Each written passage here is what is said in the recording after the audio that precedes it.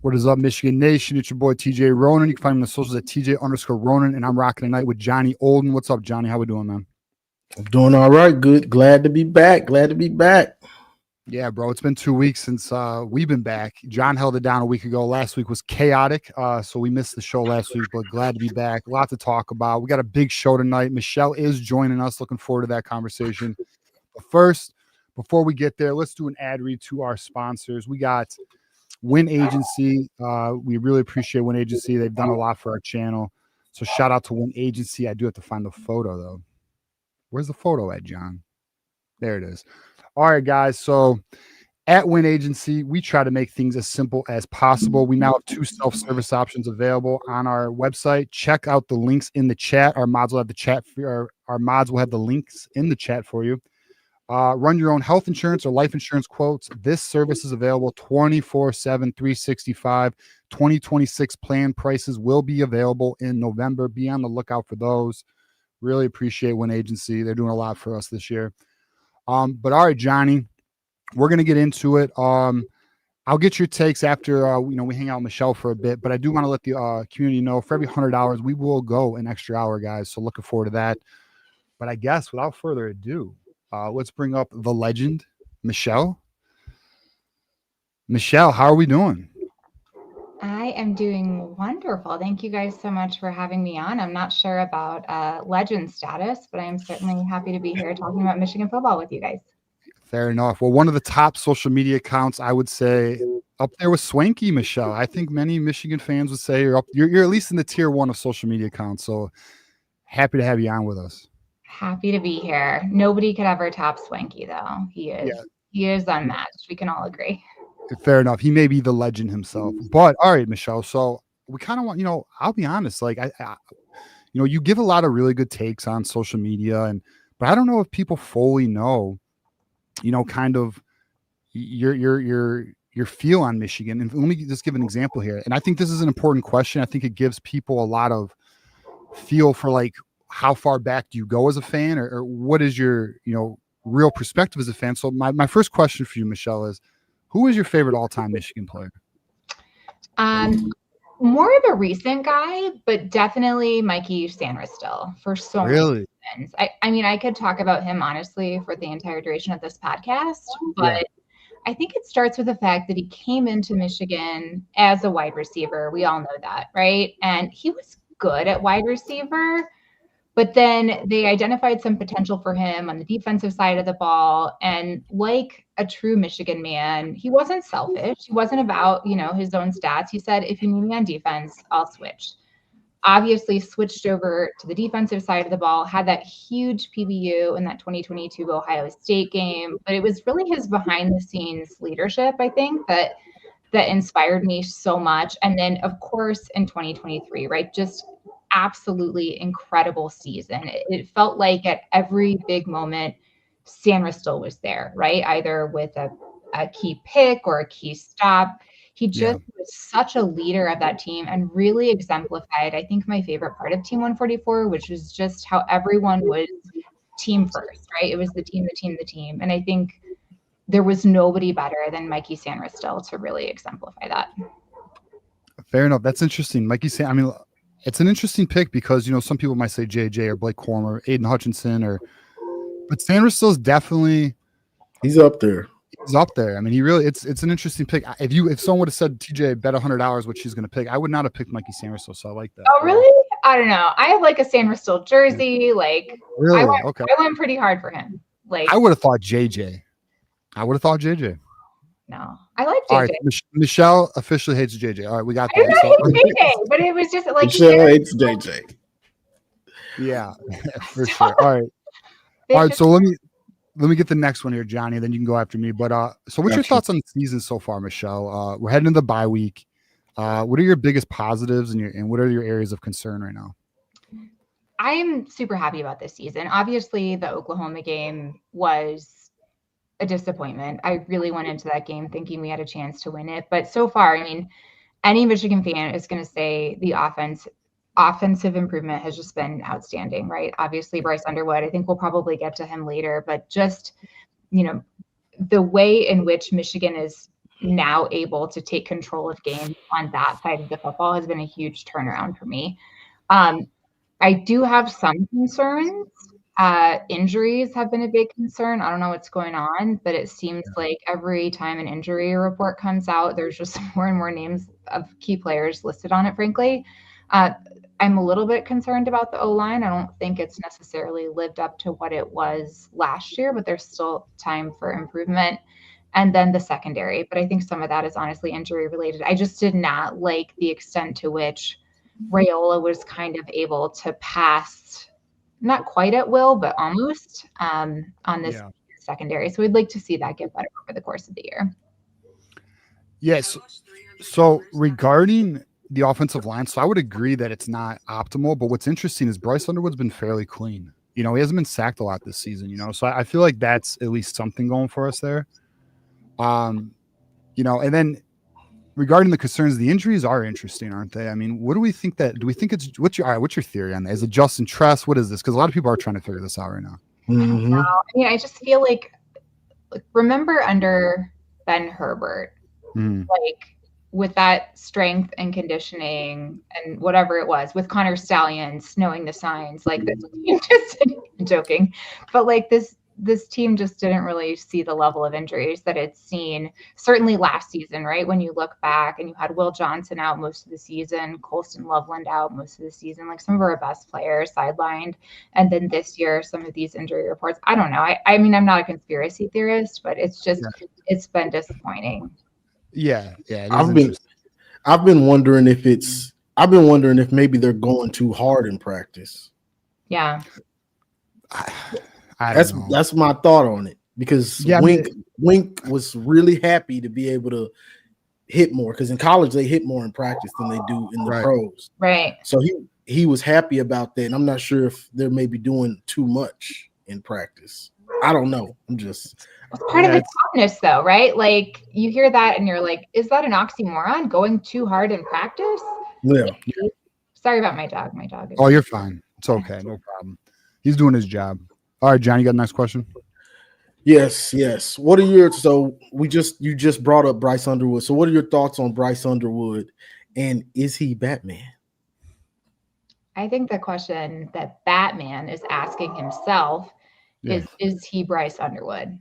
Because I think Bryce Underwood is really the standard here. Now, I've been incredibly impressed with Bryce Underwood, and my expectations with Bryce Underwood were sky high coming into the season. Obviously, number one recruit in the nation, number one quarterback recruit, no small NIL package that he's receiving, but he's even exceeded my expectations. I think just his presence, his poise, his unflappability for his age and experience level, I think has just been really remarkable and something that's impressed everyone. I think we all expected him to be athletic. We all expected him to be a capable passer, but just that sort of X factor, that confidence, that calm under pressure, I think is what has impressed me the most and what gives me the most optimism with regard to Bryce Underwood going forward. Like, I cannot believe that we are this early on in the Bryce Underwood arc. And it just makes me so excited for how much more of Bryce Underwood we have left ahead. Right. Yes. And I'm telling the community all the time, like, really appreciate this present moment, because we get him for the next 3 years. And you're going to watch this kid grow and develop in front of us. And he's a unicorn, he's a real rare athlete. So, I'm excited. And to your point though, Michelle, all right. So you said your expectations were sky high. I was more conservative. Like, all right, he's 18. We're going to have those 18-year-old moments. He is obviously a very good, elite talent, but I did not anticipate his composure. I mean, it's insane. I mean, to go into Nebraska and handle that the way he did. Now, I do think the Oklahoma game, I don't think it was too big for him, but I do feel like we saw his youth there. But I also, and we could potentially talk about this a little later, but I feel like the coaching staff did not put him in the best position to succeed in that game. I think a lot of us would agree. So it is what it is. And Oklahoma may have one of the top defenses in the nation. So, I mean, it is what it is. You saw what they did to Jackson Arnold. I mean, it was 10 sacks in there. It was ridiculous. Like, I thought our game had a lot of sacks. That game had a lot of sacks. And I agree with you. I think that they really limited him in terms of his ability to run the ball. That was not an aspect of our game that we were really exercising fairly at that moment. And I think he could have been a lot more successful, and Michigan could have been a lot more successful had we played less conservatively. And I think that the play calling in that game was, I'm not usually very critical, but I think it was too conservative under the circumstances, because I think there is a universe in which Michigan could have won that game. What we didn't give ourselves a chance. And maybe that's like forward looking. Maybe that's like, look, this is a non-conference game. We think we have a shot to be in Indy.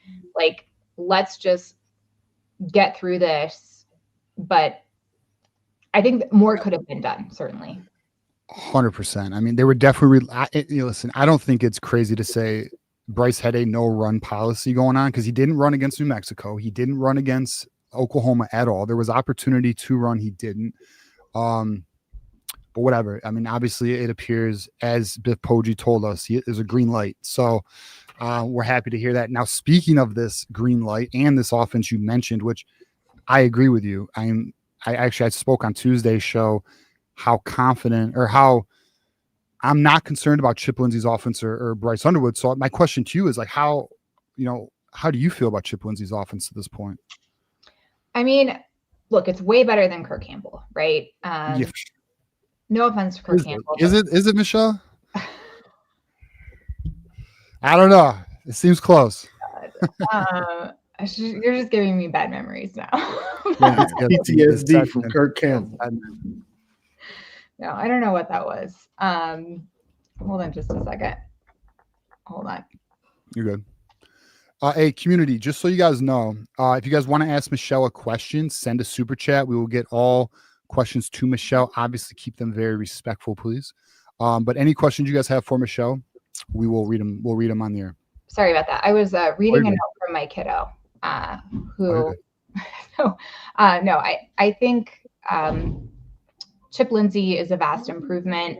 It was hard to tell, right, who was actually calling the offensive plays in Oklahoma. And I think when we saw Sherrone's suspension and then we saw the offense open up more, it maybe gave me a little bit more confidence in Chip Lindsay that he was driving it, and we had a little bit more of a dynamic offense, a little bit more balanced offense. We were using Bryce more to his full capabilities. So I would say I'm optimistic about Lindsay still. I've heard some people who are kind of down on him. But I think it's frankly hard to discern whether or not that was Sherrone being conservative or whether or not that is actually attributable to Chip Lindsay. So I haven't heard anyone complain about Chip Lindsay. You've heard some complaints. What, just like the first 2 weeks of play calling? But I think it was because they thought Lindsay was behind the offensive play calling in Oklahoma that everybody was concerned about. And it looks in retrospect that may have been more. Agree. More. Sherrone Moore.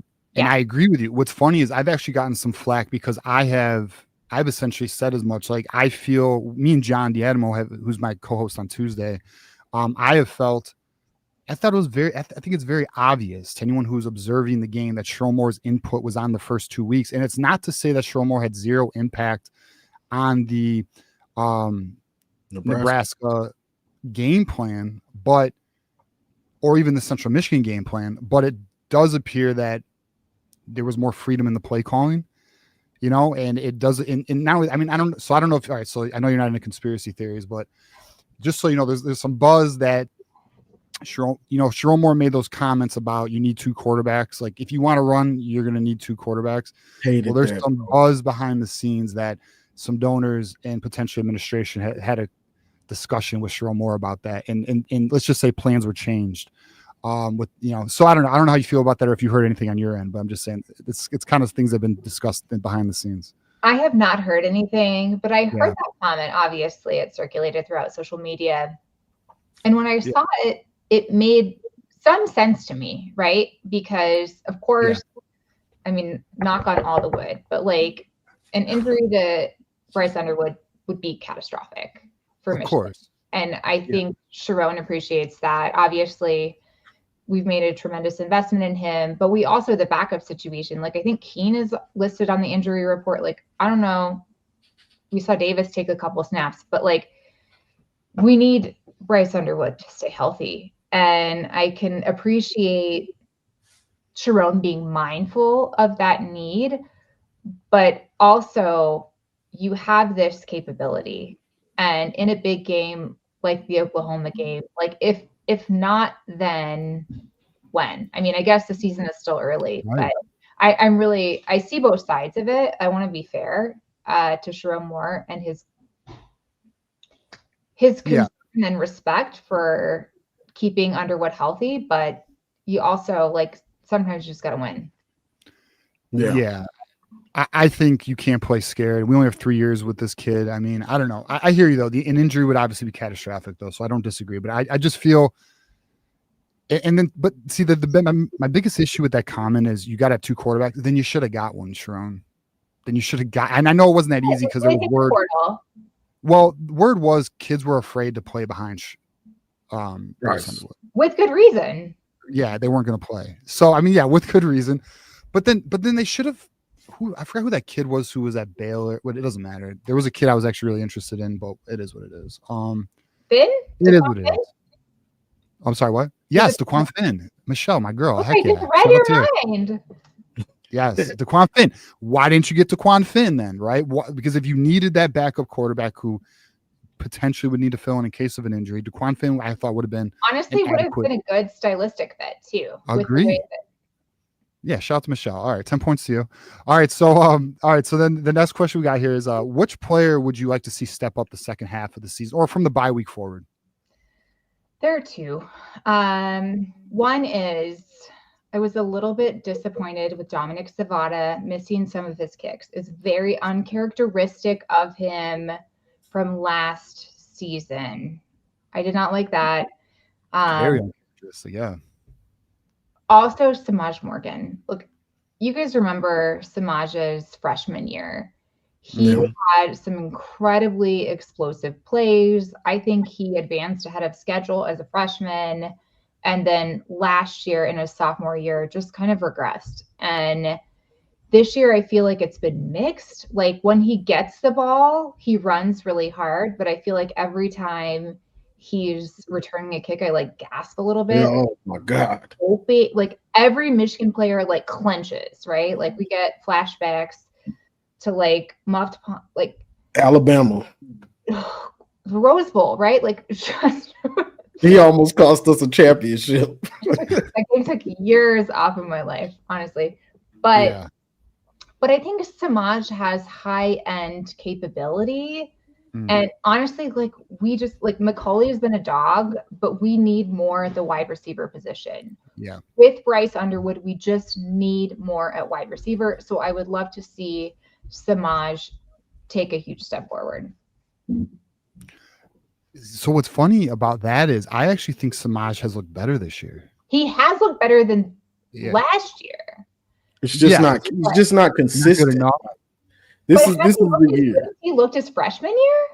Like I think he looks freshman year. He looked really good.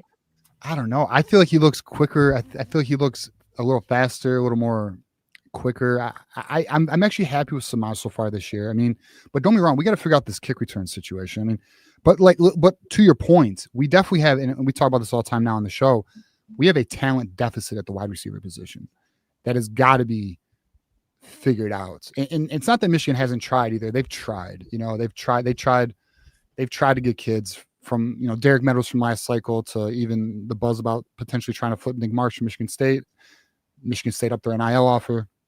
They've made attempts, but, and then, I don't know. It is what, hopefully they can get somebody for next season because they need it. But yeah, and I skipped a question. So which player has impressed you the most so far this season?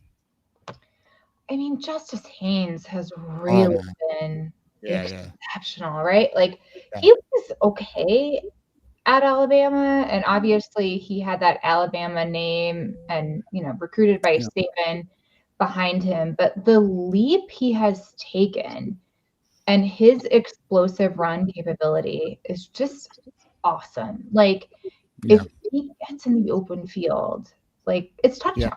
Like it's just a touchdown. And that has been tremendous to see, I would say, on the offensive side of the ball. On the defensive side of the ball, I have loved what has happened with Jayshon Barham and Cole Sullivan. Like Barham off the edge.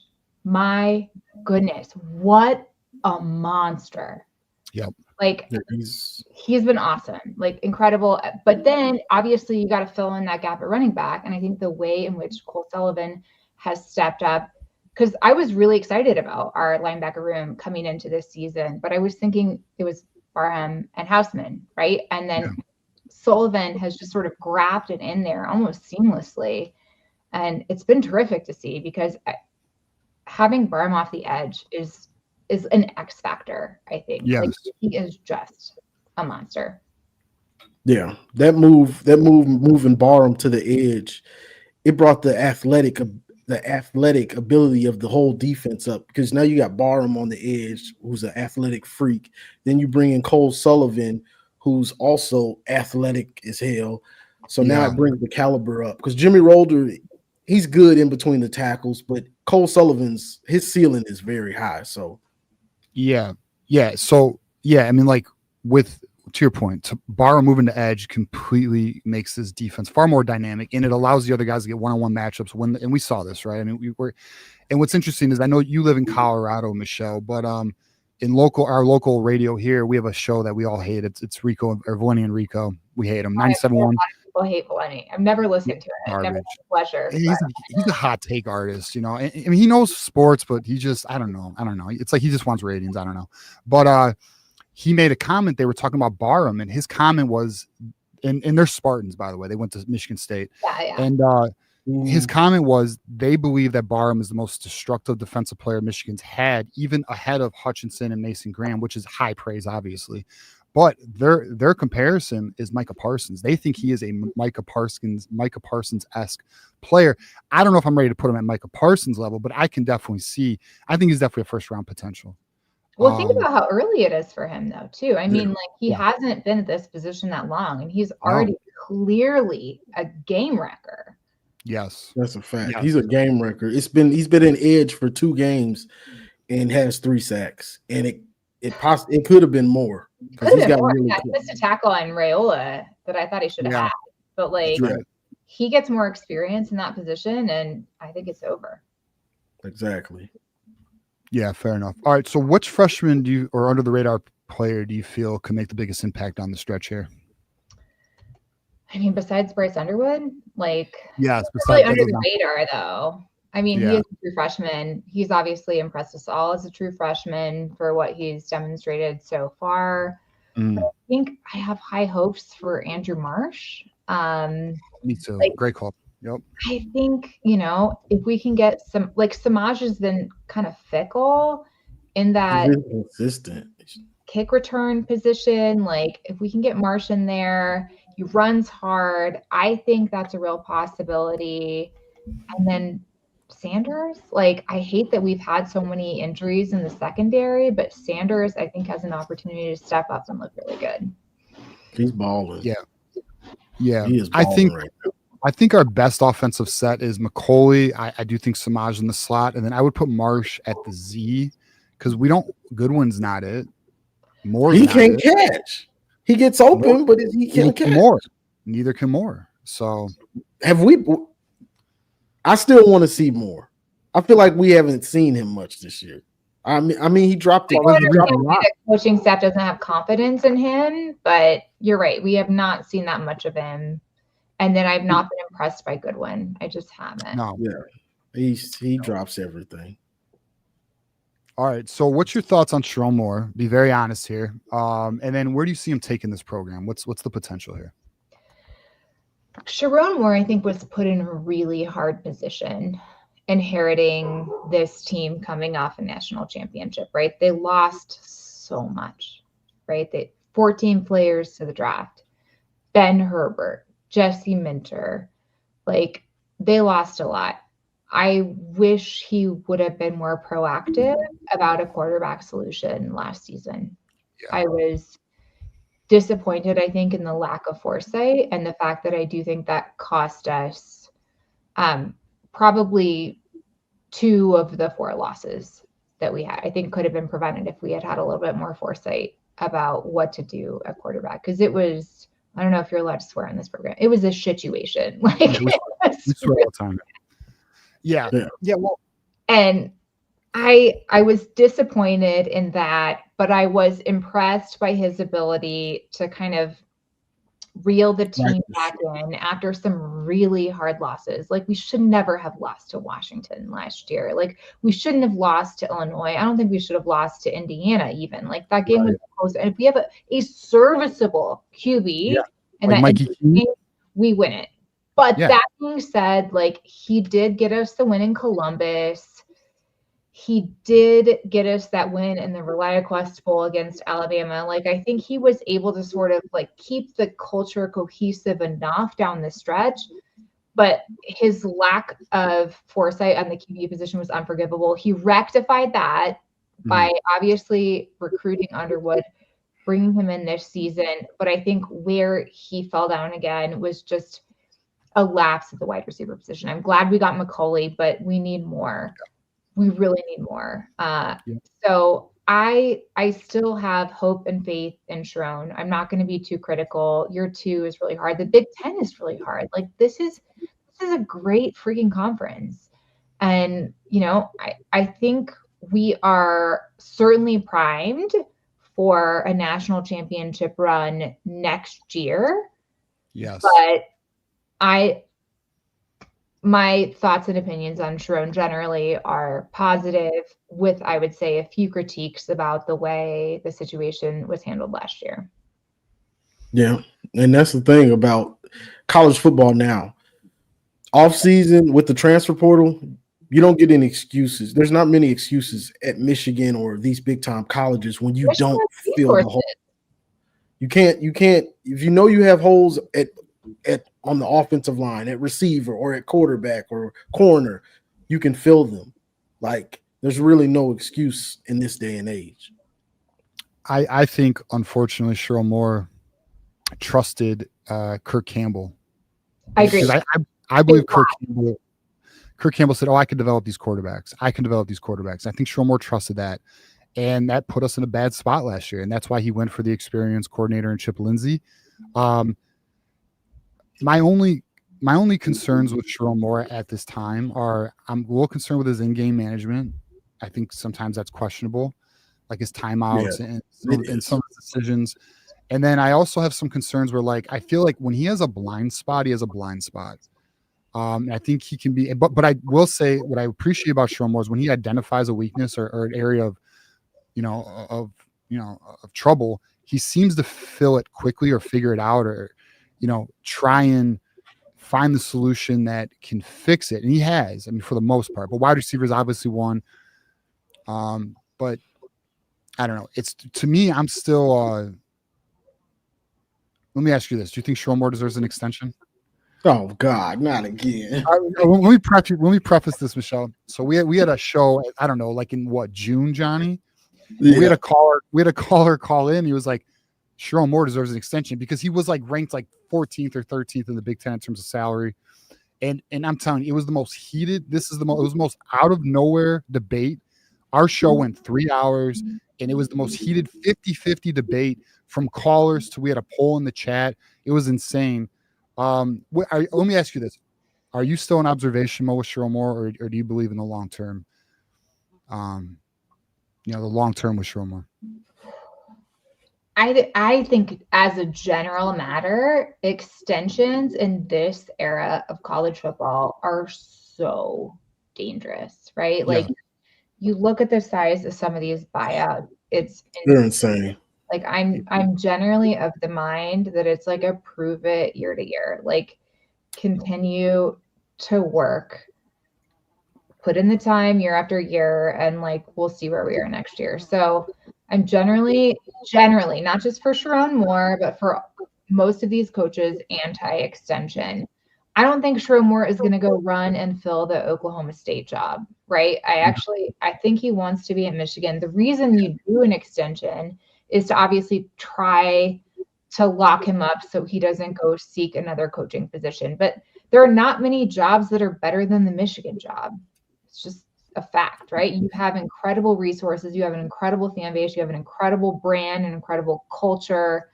So I think Michigan has enough to retain coaches without having to grant crazy extensions. Like their leverage is pretty significant just as a program. Has he earned an extension? I don't know. That's tough, right? Like I don't think he's earned it yet. I think last year there were some lapses. This year he appears to have rectified some of them, but there is more work to be done. Like when you're at Michigan, the expectations are just really high, right? This is just a premier program. It's a blue blood, and you have to deliver year after year after year. And so, no, I think it's rare that any Michigan coach deserves an extension. Like, bear in mind, we were ready to fire Jim Harbaugh. I know. Right before he took us to the college football playoff. So I think it's an incredibly loaded question, like whether Sherrone Moore deserves an extension. I think more importantly, we should be looking at what the expectations are at Michigan. Are they being met? And then why coaches would want to stay at Michigan versus going to other programs, really appreciating the leverage Michigan has as a program rather than just granting these outrageous extensions, which I think are frankly too common in college football right now, given the coaching carousel. Yeah, and with Michigan's NIL ability now, I mean, this we are now officially, I would say, a top 5 destination. Definitely. Yeah. Facts. All right. So looking ahead, what are the games you're most looking? Which ones do you think will be the biggest test going forward? I'm super nervous about the USC game. Really?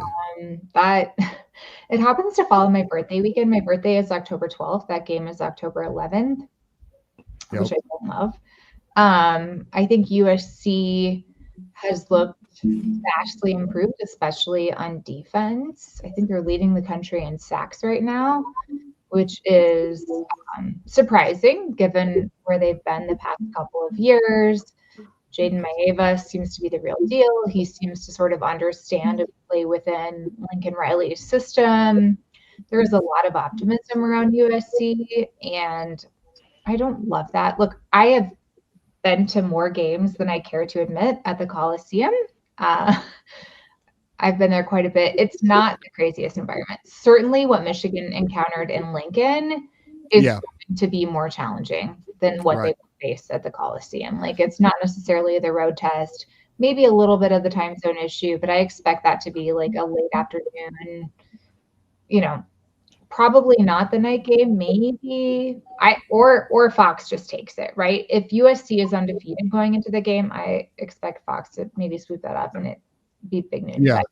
But, which would be fine for Michigan, right? That's like ideal time zone wise for them, but that game makes me kind of nervous. I think USC is good and I hate USC, so I don't want Michigan to lose to USC. But then that I would say the Washington game. Like Washington's been kind of like flying under the radar. They beat us last year. It was incredibly important for them to beat us because we had beat them in the title game. We were better at that game, to put it mildly. But they're coming to Ann Arbor.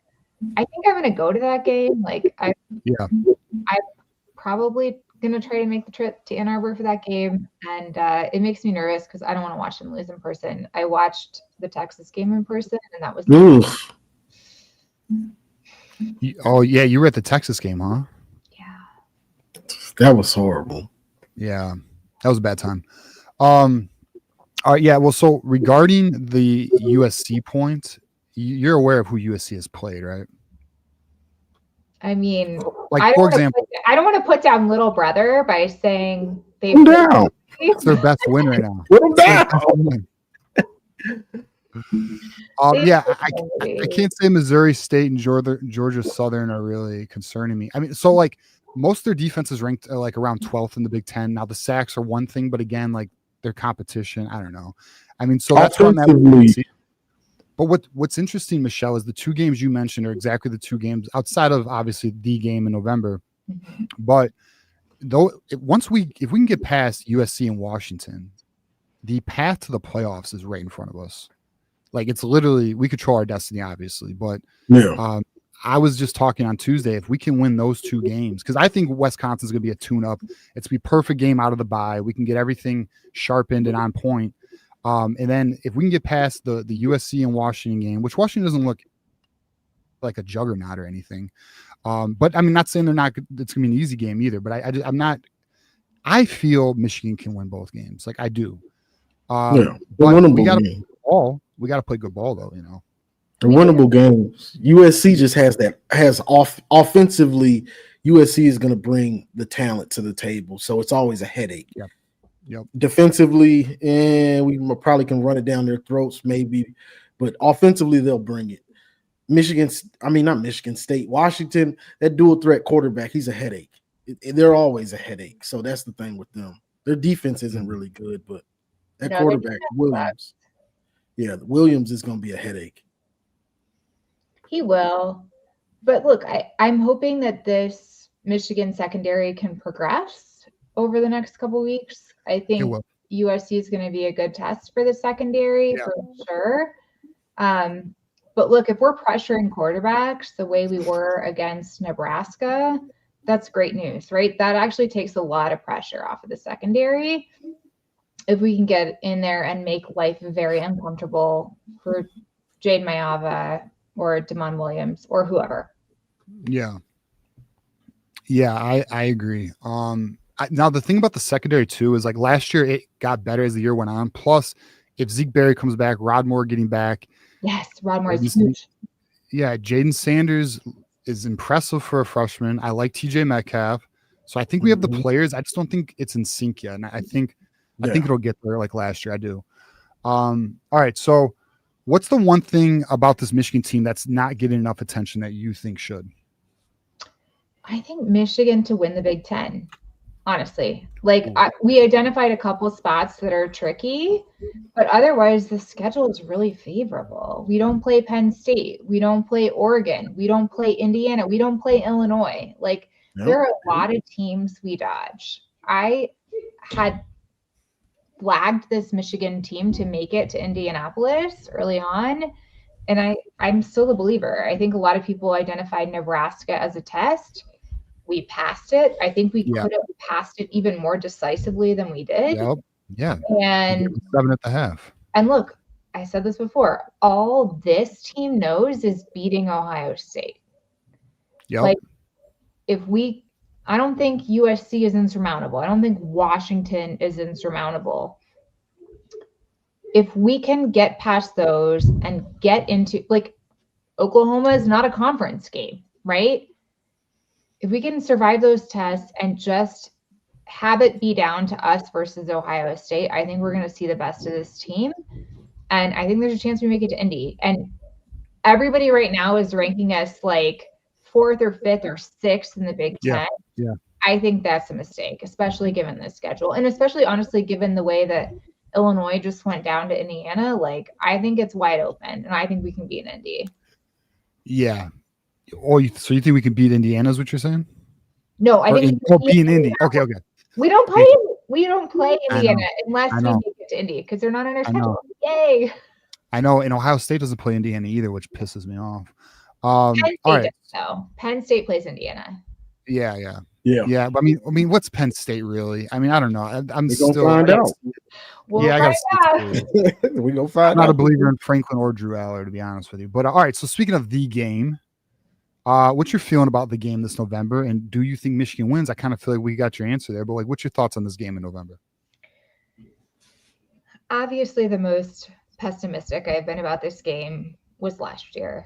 I remember I watched it alone. I was like sitting in a corner of my couch, like kind of curled up in the fetal position, just like hoping it wouldn't be that bad, right? And then we started stopping Ohio State. And then we scored. We scored a touchdown. And I was like, oh my gosh, I think we have a chance to win this. And then we did win it. And I think part of that had to do with the fact that Michigan is just in Ryan Day's head. Like, there's something going on there that he has not been able to really overcome. He's lost to Sherrone Moore twice, and he lost to the worst Michigan team in a decade last year. And I don't know if he gets that right this year, but this year's version of Michigan is a much better version of Michigan than arrived in Columbus last season. Mm-hmm. And this year's Ohio State team, I think, is a downgrade from what they had in Columbus last season, right? Like, they sent 14 players to the NFL. They had Chip Kelly. They had Jim Knowles, who I like to call Jim Holes after Michigan just ran through him in 2022. But this is a better version of Michigan. This is a worse version of Ohio State. The game is in Ann Arbor. We got Bryce Underwood. I'm never confident. I'm always nervous about this game. Yeah. But I feel better than I felt last year, and we still got it done. Yeah. Yeah, I feel way better this year than I do last year. I mean, obviously, the offense is better. Yeah, I agree. The team is better this year than last year. That's a fact. For us.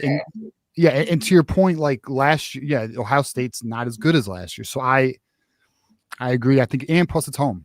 It's in Ann Arbor. So, it matters. So I feel good. Although I will say, if we do not fix our tackling, we have a tackling issue right now. And if we do not fix our blown coverages, it could be a tough day.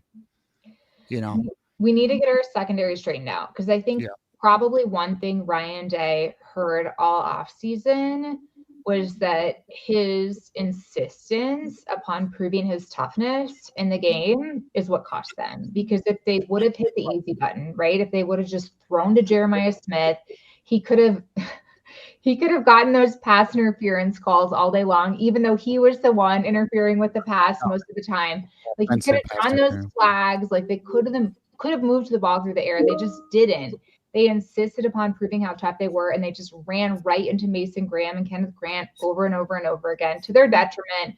But like, if Ryan Day is just a little bit smarter in how he calls that game, or maybe, I don't know, maybe Chip Kelly, whoever it was who was calling those offensive plays, if they do shift it and really flex their wide receiver talent, which we can all admit is outstanding, like, Michigan is going to be in for much more of a challenge this year than it was. Like, I can't explain the choices that Ohio State made last year in that game calling, but like, if they do make a change this year, and if they're smarter, I think we're going to have our work cut out for us a little bit more.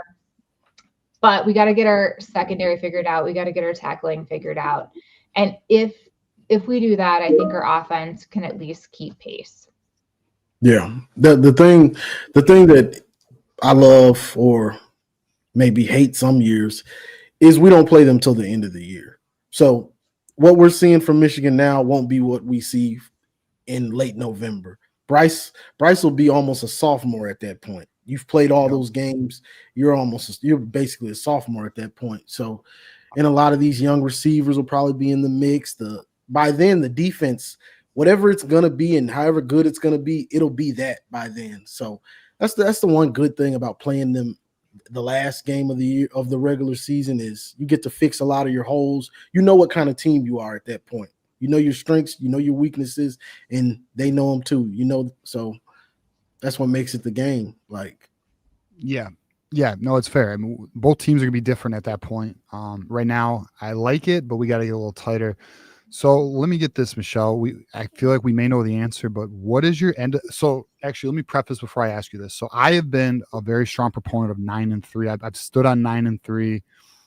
I felt that was going to be our record prediction. I will say, as of Tuesday after the Nebraska game, I have shifted it to 10-2. I think we can be a 10-2 team. And I am currently projecting the Ohio State game as a loss. That's my 10-2. I think we beat USC. I think we beat Washington. But what is your end of season record prediction? What do you think is going to happen here? I think 10-2 is the floor, but I think there's a very realistic possibility that we win out. Oh, I like that. I want you to right. By the way, I want you to be right. I like that. Yeah. I mean, like, okay, not to go back to the Ohio State game, but like, two of our best players were out. We had no Will Johnson. We had no Colston Loveland. So as talented as last year's team was, that talent wasn't even in the game. I think, knock on wood, assuming we can stay healthy. Yeah. I think 11 is totally in play. And look, that early game against Oklahoma, I don't think is going to be defining for this Michigan team. Yeah. I agree because we have a completely different offensive game plan. What's funny is the community is very mad at me right now. I can but I think disgusting. So we also have some Buckeyes watching. We got USC fans, Penn State fans watching. So appreciate all you guys watching.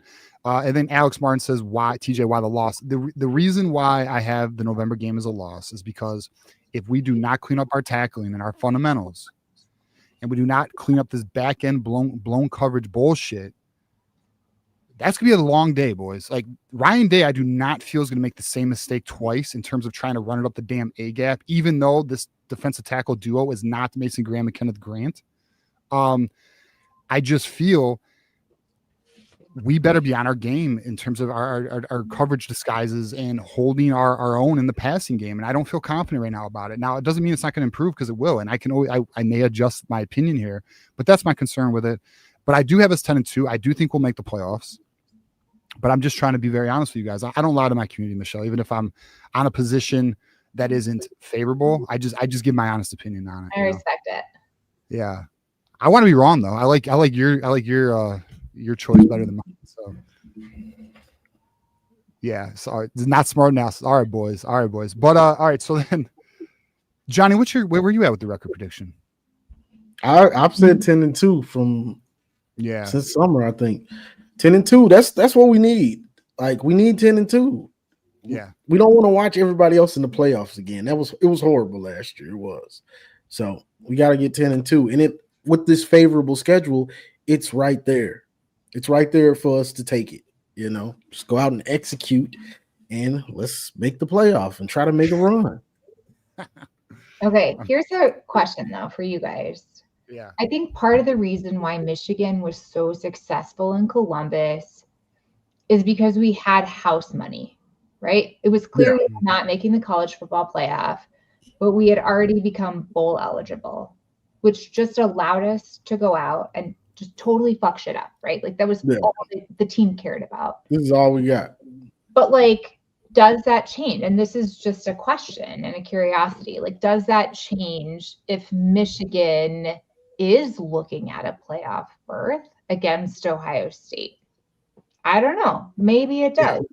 But like, the pressure I don't think we can discount the house money mentality that Michigan had going into the game last year. I think it was significant. Oh my God, that comment. TJ sponsored too much. Hilarious.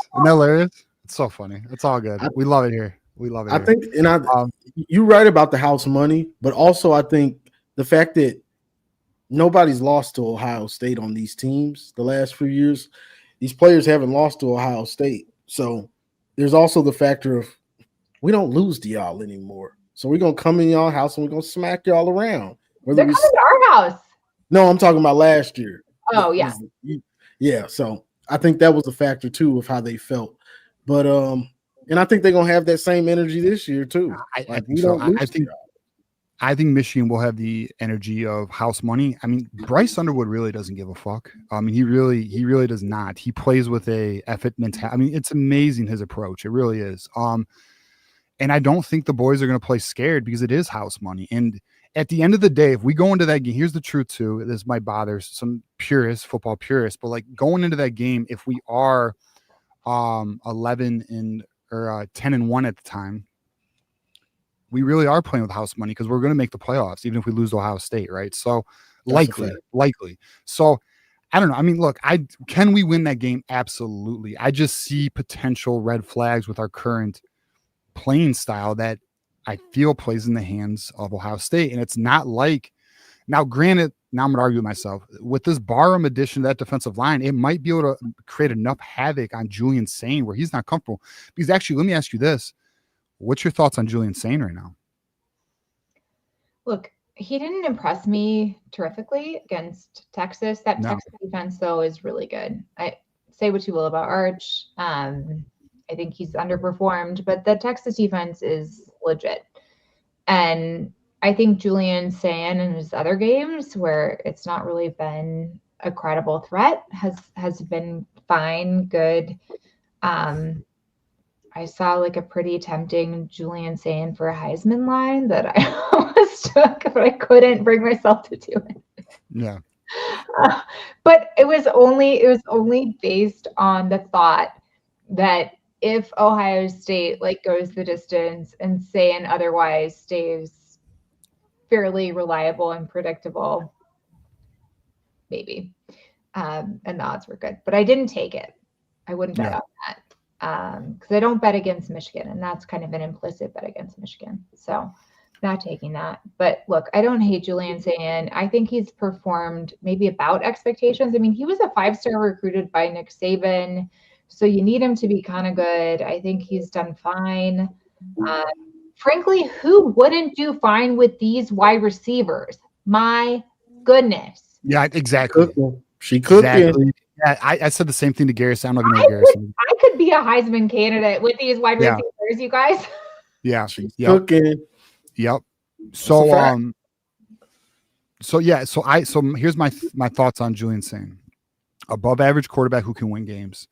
But to your point, the wide receivers and offensive system, I think, make it a lot easier for a quarterback like him. I told Garrison's he does the Ohio State channel for the Voice of College Football. We do the Michigan, obviously. So I argued with Garrison. I was like, I feel if Julian Sain was on another team, he wouldn't even put up the numbers he's putting up right now. So I agree with you. I think you're on path there for sure. And real quick, TJ, the thing about Julian Sain is, and they always hype up whoever does decent on their team, but you still have to find out. Like, we haven't seen him on a big time road game.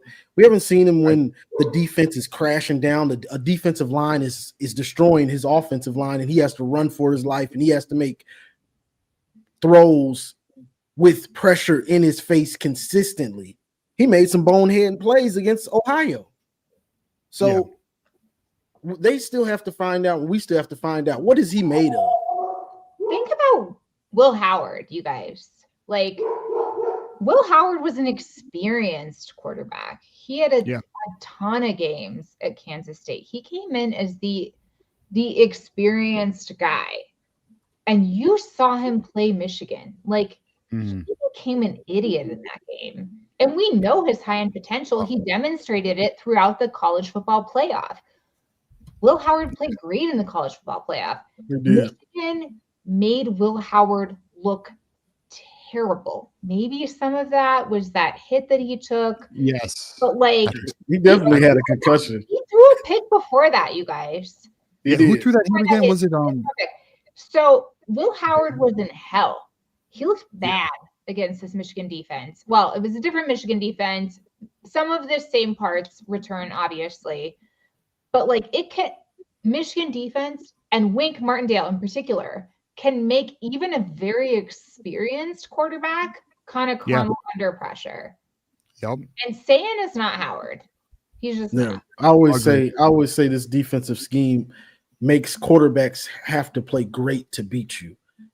And it holds up for the most part. John Mateer, he kind of played great, didn't he? He did. Whether it was his legs or his arm, he played great. So it holds up for the most part. Yeah, very well. All right, Michelle. Last question here. Really appreciate you rocking with us for like close to an hour right now. But all right, so our last question here is, and I do have some quick super chats we can run through. But what is your overall thoughts on the current state of college football, and where do you see this thing trending in the next few years? Because I know you dive deep into this. Like, I really do want your opinion. I would even do it. I mean, stop me if I go too long. But I'm really excited about college football right now. I think there are a lot of people who have reasonable critiques about the way in which NIL and the transfer portal have changed college football for the worst. I do think that NIL and the transfer portal need to be better governed. They need to be subject to more reasonable, predictable constraints. But otherwise, I've really appreciated the extent to which they brought parity into college football. I love that Vandy is a good team right now. I put out a video today saying, somewhat jokingly, but somewhat not, that the Georgia game for Alabama, they're looking ahead to the Vandy game next week because they lost to Vandy last year. Like, there's just less predictability, less dynasty. Like, Georgia isn't the same team that won the national title 2 years in a row. Like, there are other contenders, and I think that's a really exciting landscape for people who just love the sport of college football like I do. But I do think we need better governance. Like, the NCAA is the absolute worst. Like, they're number one on my enemy list. And we need to do a better job of actually imposing reasonable restrictions, governance, limitations on what happens. But otherwise, I don't know. I love college football. I think 2025 has been a super exciting year. I'm excited to see the reemergence of Florida State. Like, I love Georgia Tech, what they're doing right now. So there's a lot of things to be excited about, but there is also a lot of room for improvement. I'm a big proponent of the conference realignment. I like it. I think it's more fun. I love the NIL era. Now, I do see why people, especially purists, are upset with what they're seeing. But what the reality is, and this, we all know this, money was in the game long before it was public. So I mean, it's really hasn't changed. I will say I hate the new ruling about putting sponsors on jerseys. Did you see that? They just announced that they're going to start that. Did you see that, Michelle? I did not see it. Disgusting. But it does not surprise me. It's kind of gross. Disgusting. It's very gross. That's like the one thing like I can't stand is the advertisement on jerseys. So I'm a purist in that aspect. Like, don't touch the jerseys at all, whether it be hockey, football, whatever. Don't touch the damn jerseys. But they are. Throw it on the field. What is this? Soccer? Is this soccer now? Is this Europe? I thought this was America, Michelle. What the hell? But so I think what we're going to see. So this is going to be interesting. I'd like to know. All right, so here's my thoughts on how it's going to go, Michelle.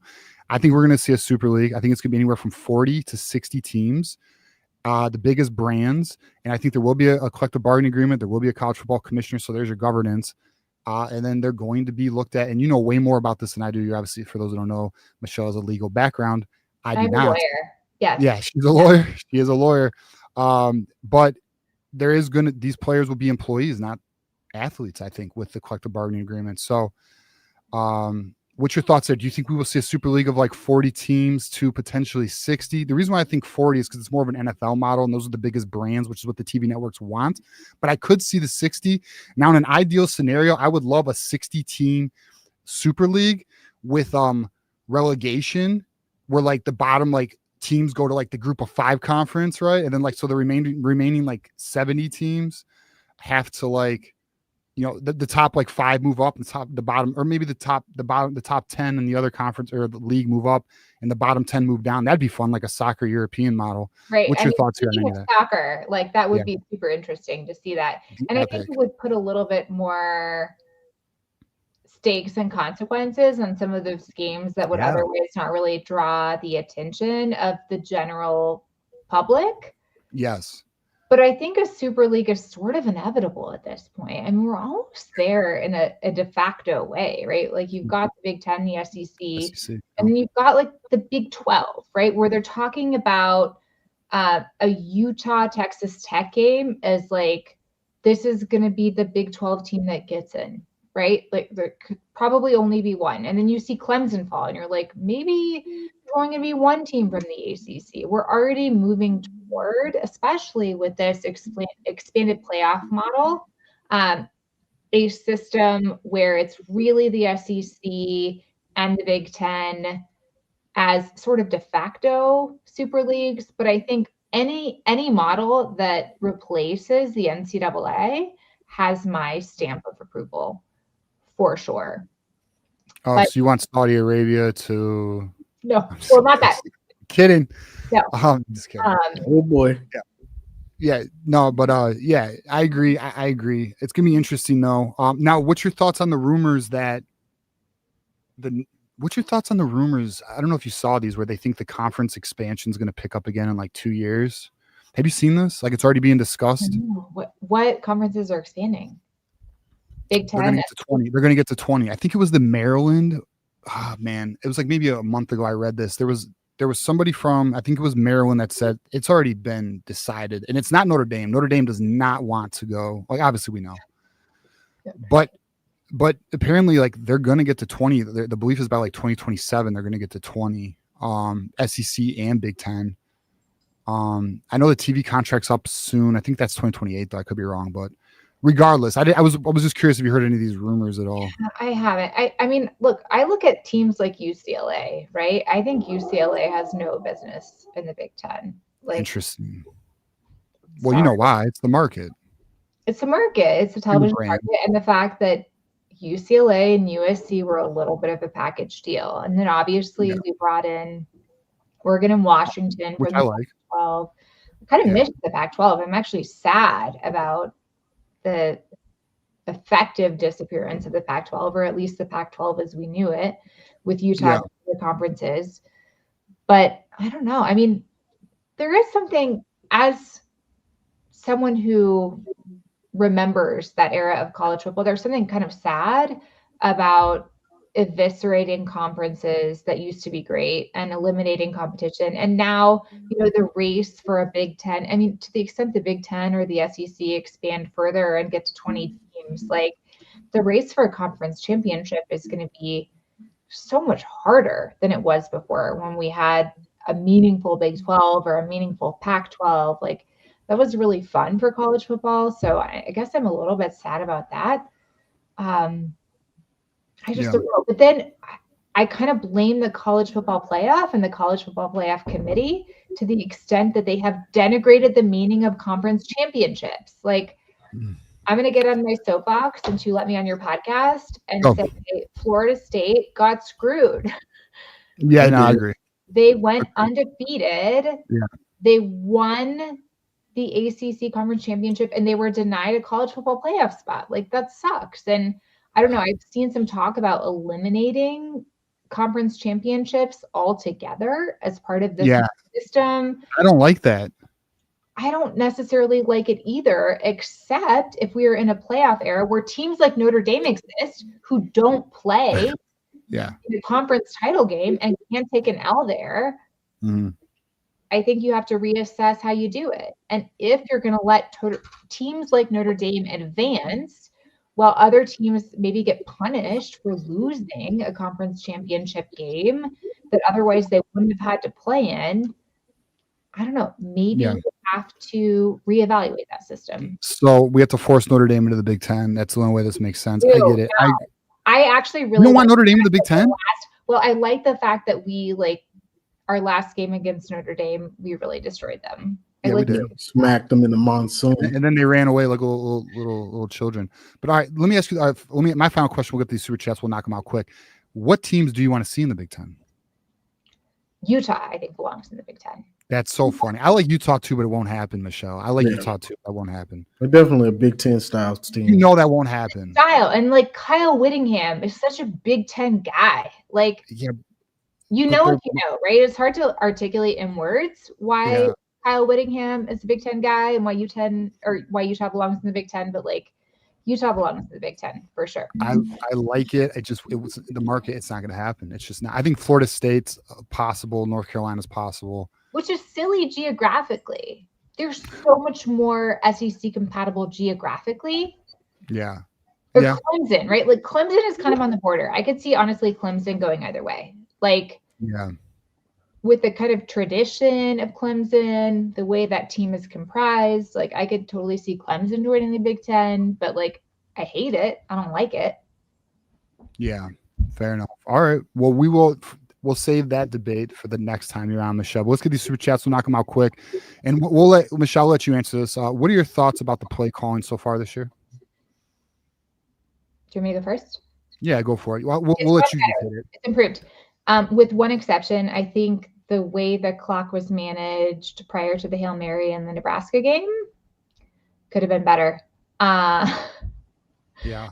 Otherwise, though, I think the fact that we have been willing to let Bryce Underwood more has been a good thing.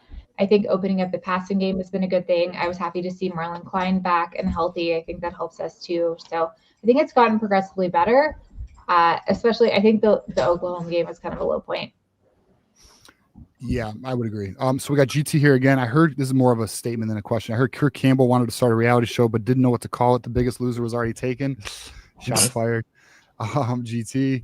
All right, Michigander. Michelle, what's your favorite thing Buckeyes say to you on Twitter? Oh, I don't know. I like a lot of Buckeyes on Twitter. Honestly, I'm not mad about it. There are a few that are a little bit too chippy for my taste. But I like plenty of Buckeyes on Twitter. They're fine. Yeah. Well, some are good. I mean, some are crazy, but yeah. All right. So we have. All right. Also agree with Michelle about Sanders. So I believe he needs a statue. All right. Easy now. You think he needs a statue? I think Tom Brady needs a statue. Without him, we don't win the Natty. That's fair. I mean, do you think Sanders still deserves a statue at Michigan, Michelle? 100%. Yes. Really? I would contribute my own hard-earned legal dollars to a Mike Sanders-Still statue outside of Schembechler Hall. I would. Yeah, okay. So, all right, then let's ask this. Who do we think really deserves a statue at the Big House or Schembechler Hall, whatever? So we got Sanders-Still. Who else? Tom Brady, right? We agree here? Woodson. Howard, we got the Heisman winners, right? Yeah. I mean, I think you got Aiden. He didn't win the national title. Bro, he started it all. Dude, statues are like serious, people. He started the winning culture. I know. He come on. I would do Woodson. I would do Tom Brady. Okay. I mean, we'll talk. Hold on. This is the tape. That photo of Sanders-Still, Corum, and JJ all running down the field together. You guys know the picture, right? Yeah. Iowa. It was in the Iowa game. It was in the Big Ten championship against Iowa. That should be a statue, like a bronze replica of that photo. Okay, and then Connor Stan should also get a statue. And Connor Stan. Yeah, he should get one. That'd be hilarious. Ultimate troll. Okay, so we got another one here. Michelle has hilarious replies to trolls on X. As John says, she stands in the paint. Can we get a go blue, Michelle? Oh, go blue all day, every day. Thank you. I do try my best to stand in the paint. Yeah, no, you do a great job. A lot of people. I have said before, I will say again, if Twitter had a Joe Moore award, I think I would win it. Yeah. For how quickly and effectively I block people who come at me with negativity about personal stuff. If it's ball talk, I'm ready and willing to engage. I mean, I think you do cook people pretty good, though. It's actually kind of funny. All right, so we got USC's defense's ass. I would agree. I mean, sure, they get sacks, but to be determined on what they really are. All right, let's see. I would put $100 in CBS picking Michigan at USC. They picked it last year. It was their best numbers all year. They were at Penn State, USC last year. Okay, we had another super chat. Ohio had more pass attempts than the other game. Oh, against us. They did. They passed more against us than they did against Oregon. I'm not so sure about every other game, but I do know the narrative of like their game plan not being. Yeah, they did run up the A gap a lot, but they did throw it a lot too. They had over 30 threw it passes. like 32 or 34 times. 34. Have been that they lost confidence in Will Howard because he looked bad, and I think he might have been a little bit cooked upstairs. Yeah, so we got beat up here. So Thunder Redman, I don't know if you know what Thunder Redman is, but he would like to know if you would ever join him on his YouTube channel, Michelle. Sure, reach out, DM me. DM. All right, we got Darren Schuler, Michigan State to the MAC. People are talking. And then we got a statue of Harbaugh and I believe Connor Steins probably. Drufus, my man. That is our super chats. Appreciate it. Michelle, thank you very much for coming on. You have an open invitation. You're super fun. Yeah, you're welcome to come on whenever you want. So really appreciate it. Enjoy your nights. I know you're busy, so we appreciate it, and go Blue. Yeah, go Blue. Go Blue. All right. So Johnny Olden in the house. What's up, buddy? All right, boys. So here's the deal. We did go over an hour. We still have 27 to go to a second hour. We're going to give you guys, we didn't take any calls. We're going to give you guys 30 minutes here. And we will do that. So appreciate you guys. Here's the call-in link. Let us know. I will also read the other super chats. I wanted to be respectful to our guests, which is why I did not read those other super chats. Let's see. We got this one here. TJ smiling a little too much. Down boy down. Want to be respectful, please. All right, let's see. Question for all. All right, let's see. I know there's this one. Oh yeah, I didn't want to read this one, bro. You can't say her bets are bad, beat up. Actually, we're gonna pull you up right now. Beat up, what's the matter with you? I can't tell her bets are bad, dog. Bro, it was a joke. She even said it herself. Maybe she did. She's a funny lady. She is funny. No, Michelle's the shit, man. But all right, Michelle's so famous on Twitter. SEC fans are stealing her photos and trying to gain clicks. And likes horrible. Also, always bet the opposite of her bets. All right, let's see. Let's see what else I missed. Oh, this one. I don't know if she'd get this joke, Beto. So that's why I stayed away from her. That's fine. That's fine. I just wanted her to see the at least her bets, because she made a joke of it, because she did place a whole bunch of bets, similar to like the walking bets with that one chick, that Taylor chick, whatever. And I was like, okay, let me see. And she got comments on Sunday saying that none of them hit. Yeah, all right. We're gonna take. We got fuck Ohio here. I'm just here for the boobs. Yeah, you can't say that. Can't show her that one. Let's see. Did I miss any others? Oh shit. All right. All right. I think we got them all. If I missed any, let me know, guys. I mean, I just think about the whole Mikey Sanders stuff. I just think he was just a huge proponent. I agree with word from word for what you said. I agree with that, because if he doesn't do what he doesn't shore up that defense. He's not one of the best nickels in the country, right? Just what he does. He's our. I mean, this year, is dude. I can't believe I can't remember his first name. Holy shit, Moore. First name escapes me. Rod Moore. My God, that was so hard to find out. Like he's just our Rod Moore, right? So it's like he puts us in good positions, right? Like I don't think if Rod Moore was on the field on that touchdown to Nebraska, I think either he makes it back there fast enough, or he calls something to where Hellman doesn't get slow. I mean, at the end of the day, they say, he got picked up by the referee, which I mean is a bit of a stretch. You guys got a goal. He had no, actually, it didn't even matter. It was a busted play if you think about it. So yeah. Like I didn't understand that play whatsoever. How do you have 7 people on line of scrimmage? Hillman's supposed to bail out fast on that. I mean, if you're gonna bail, you literally have to show it for like 1 second and just run.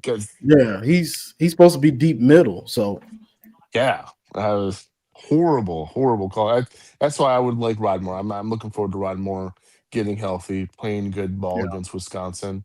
If he plays a lot of snaps, that gives me confidence. I know at first I think everyone had probably a little gasp there. I think near the end of the game when Rod Moore tackled that guy and like he got him real good, and you're like, that's a good tackle. Like he hit him real good and tackled him, and I was like, Is he gonna be okay? Is he gonna be okay? You know? Yeah. But hey, B-Dub, the people want to know, when you were at that Italian restaurant, did you wear no shirt but a tie? guys, I'm gonna be honest with you. I mean, The wife made you wear a shirt. she made me, dude. She made me. She I made me get wear a it. shirt, man. I mean, I get it, man. You got to sleep there. I get it. we had to, she's like, you're taking me out on a date. And I was like, okay, touche. And it was two places. It was gonna be like 9 Kitchen and Bar, which is, I don't know where that is again. 9 Kitchen. It's a really nice restaurant. What was that one Pastio place in Grosse Pointe where all the rich East Siders go. So Yes, yeah, you got to wear a shirt there. Fair enough. yeah. Yeah, well, pasta was good. I give him that. I give him that. It was good shit. Yeah, I know. I I'm hate, looking dude. for a I good just run Italian hot. restaurant, man. You got everything over by you, TJ. Shit, I Yeah, don't. but I dude, honestly, the it's been Italian so restaurants are long. like, oh, I got to find a good one, bro. I don't have a go-to Italian restaurant anymore, man. Yeah, don't. You guys don't. I don't even know what's down there anymore, dude. I have no idea. All I know is that you You know, guys have Raising I used to love. Canes. So suck it, bro. Did you say Suck it. You Raising at least got Cane? that. Which, to be honest Fuck with you, Raising is not all Cane's. that. It's not. I Crispy don't give a crunchy. shit. Crispy I'm good. crunchy is so much better, but Yeah, my go-to was Bravo's, but it burnt down. They changed the menu, and I don't love it no more. it did. Yeah, they built it back, but it's okay. No shit. I'm real critical on my restaurants, man. I even have a Me list of too. restaurants. One of I the have a best. list of restaurants I trust. That's it. The Huh? most, probably one of the best in Michigan, and far I would say is Maggiano's. That's technically a chain out of Chicago, so Yeah, but it's really good. It's like authentic, homemade, everything, family style too. yeah. Taves Decane is a new member to. And unfortunately, it's not showing me what the membership is, Taves, but maybe it will now. I thought he's been one. He's the leaders and best. Thank you for joining. You know, people drop in and out, man. Yeah. I mean, how do you guys feel about the USC game? I guess going into that, and Wisconsin fucked that, but like, how do you guys feel about USC? It's to me our biggest our biggest test going into the Ohio State game. That ain't right. What? You know what you said. Oh, I didn't see it. No, I didn't see it. Hold on. No, you didn't hear what you just said? Our biggest chest. I said chest? Yes. Test. Whatever. All right. TJ, Johnny Olden, Michelle, what's this new first take? Shit, we need to do that. That's a great idea, actually. First take. All right, what do we That would be cool. Oh, we're over. We made it to a second hour, boys. Appreciate everyone who was a part of that, honestly. Thank you guys so much, honestly. Look, you never know if you're going to get a second hour, but you guys really do always come through for us, so we appreciate that a lot. I tried, dude. I tried. I thought you were fucking pouring it, bro. I mean, and look, listen, let me do my annual. We really appreciate. We all know you work hard for your money, guys. So like, we just appreciate it. You know, I know. It means a lot to us. So we appreciate that. All right, so that's not a fucking bad idea. I mean, the problem is, the truth is, Michelle is so damn busy, guys. Like, I've had to reschedule 3 times with her. She has like last minute like court things occurring all the time, and she's a busy lady. Is she West Coast or she's in California, right? Or is she in Florida? She lives. So I'll say this simply because she says it publicly, but she lives in Colorado. Oh, Colorado. Okay. Yeah, which is Colorado. dope. I used to live in Colorado. It's expensive. Not too bad. Yeah. All right. So to your point on the USC thing, though, bro, we beat USC in Washington. The only way we're gonna stumble is if we fuck up. It's not gonna be any of the teams in front of us. It's just not. So that's where we are there. All right, B-Dub. How about this? You can rock with, if you want to rock with us, you can rock with us. I'm gonna bring up another caller though. We actually have an Ohio State fan. Shit, we have 2 Ohio State fans, actually. Let me guess which one of them is. Guess. You might be able to get one of them. The other one, I'll probably get both of them. I don't think is it Battle Cry and is it Garrison? 0 for 2, dog. What? All right, so here we go. We're gonna pull up Peter first. He's an Ohio State fan. Peter. Let me see. What's going on? Peter, how we doing, brother? I'm well. I am the co-host with Rob on Buckeyes Battle Cry, so what's I up, just man? didn't put that in my title there. Yeah, so I'm glad you called in, always, bro. What's up? yeah, man. Always enjoy watching you guys' show. I want to comment on Bryce, man, and just talk a little bit about him. And I'll be honest, I've been really impressed. Like, he came out firing out the gates. He came out with that swagger, that confidence. And even on the road versus OU, now it wasn't his best performance, of course, but he throws that tight spiral, and it sickens me to say.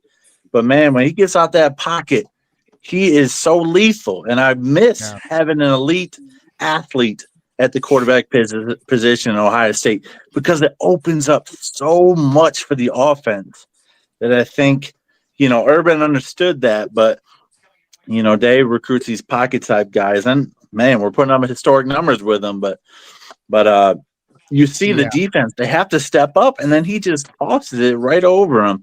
And it's an element I miss from the Buckeye offense. I must admit, I do miss it. Did you see the mile per hour numbers from that game against? It's insane. Bryce is almost as fast as Justice Haynes, and we're talking like 0.2 of a mile per hour. Yeah. Yeah, he's a freak athlete, and he's ahead of schedule, in my opinion. I was not expecting to see him perform as confidently and as well as he has so far. He's just crisp and accurate.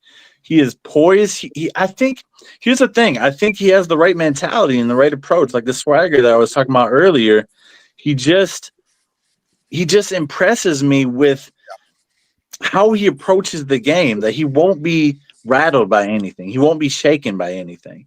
And so I am very impressed with him so far. And God, he's going to be a hell of a dude to defend for the next 3 seasons. Quite the challenge for any defense. I mean, Peter, and Johnny, I'll give Johnny and B-Dub, I'm interested in your opinion, but I mean, he's exceeded my expectations. Like, even as much hype as he had, and as good as we know he is skill-wise, just his composure is insane. It's insane. Yeah. Like, it really was nothing to go to Nebraska. It was nothing to him, dude. Which is nuts. Like, that's a legitimate stadium, road environment, man. Yeah. Great. Johnny, what's your thoughts on that? Yeah, Bryce is impressive. The way his command and the way he seems to grow every week, whether they're giving him something extra or they're taking the leash off of him, he seems to be ready for whatever they throw at him. So it's beautiful, and it's even better because by the time we get to y'all, he'll been unplayed 11 games. Yeah, that's one thing I said at the beginning of the season. I said, man, these teams, this is the same every year, but with Sayin as a new starter and Underwood as a new starter, they're going to be vastly different quarterbacks than what we see in week one. And we're seeing that week-to-week growth, I think, from both. It's tough to tell. We're going to see how Sayin performs on the road with his first collegiate road start. And so I'm very excited to see that in a super raucous crowd, even when they're terrible. Washington fans get up and they get lit. So, yeah, well, let me ask you, what's your thoughts on Sayin? I'd like your opinion on that. What's your thoughts? So here's the thing. I think he is poised, and I think he is very self-assured, much like Bryce. Now, he doesn't have the swagger and the demeanor that Bryce carries. He doesn't have that presence, but he has a calm confidence. I've seen the accuracy so far, and I am impressed with that. Confidence was shaken perhaps a little bit in the Ohio game, but this is going to be the big one, man. We already saw Bryce go on the road. And we get to see Sayin, and if he can handle that environment. It's a totally different beast being away from the friendly confines and being in that road environment. It's not the same. It's just not. And he has not experienced that on the collegiate level yet. So a lot to be determined. Impressed so far. Need to see more.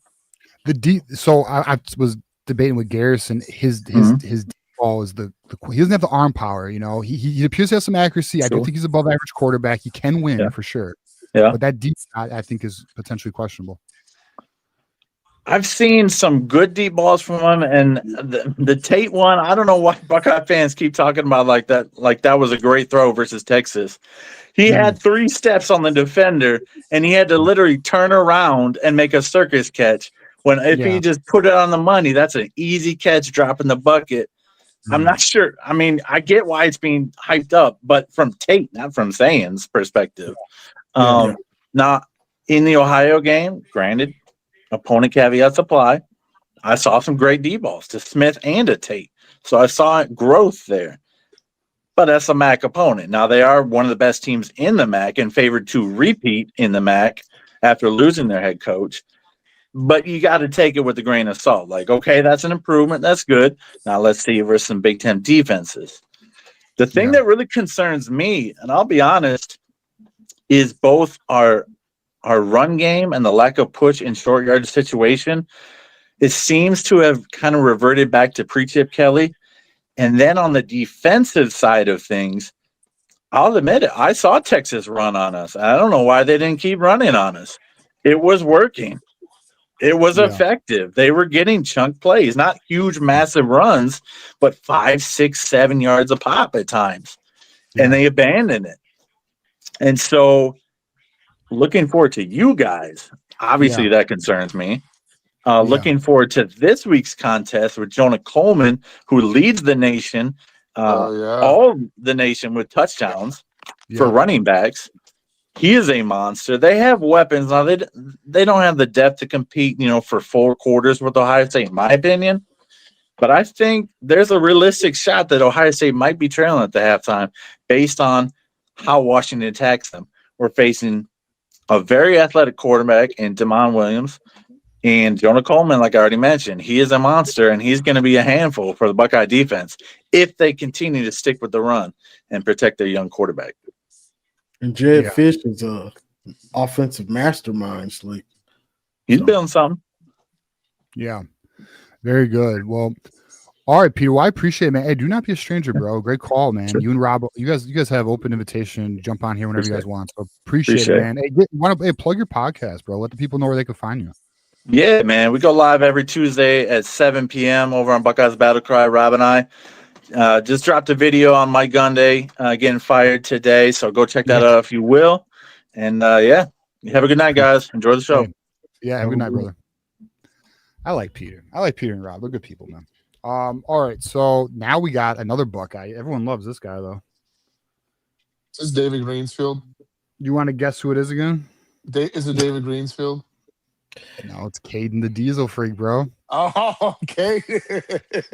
The most hated. Caden, what up, man? Hated Buckeye fan, right?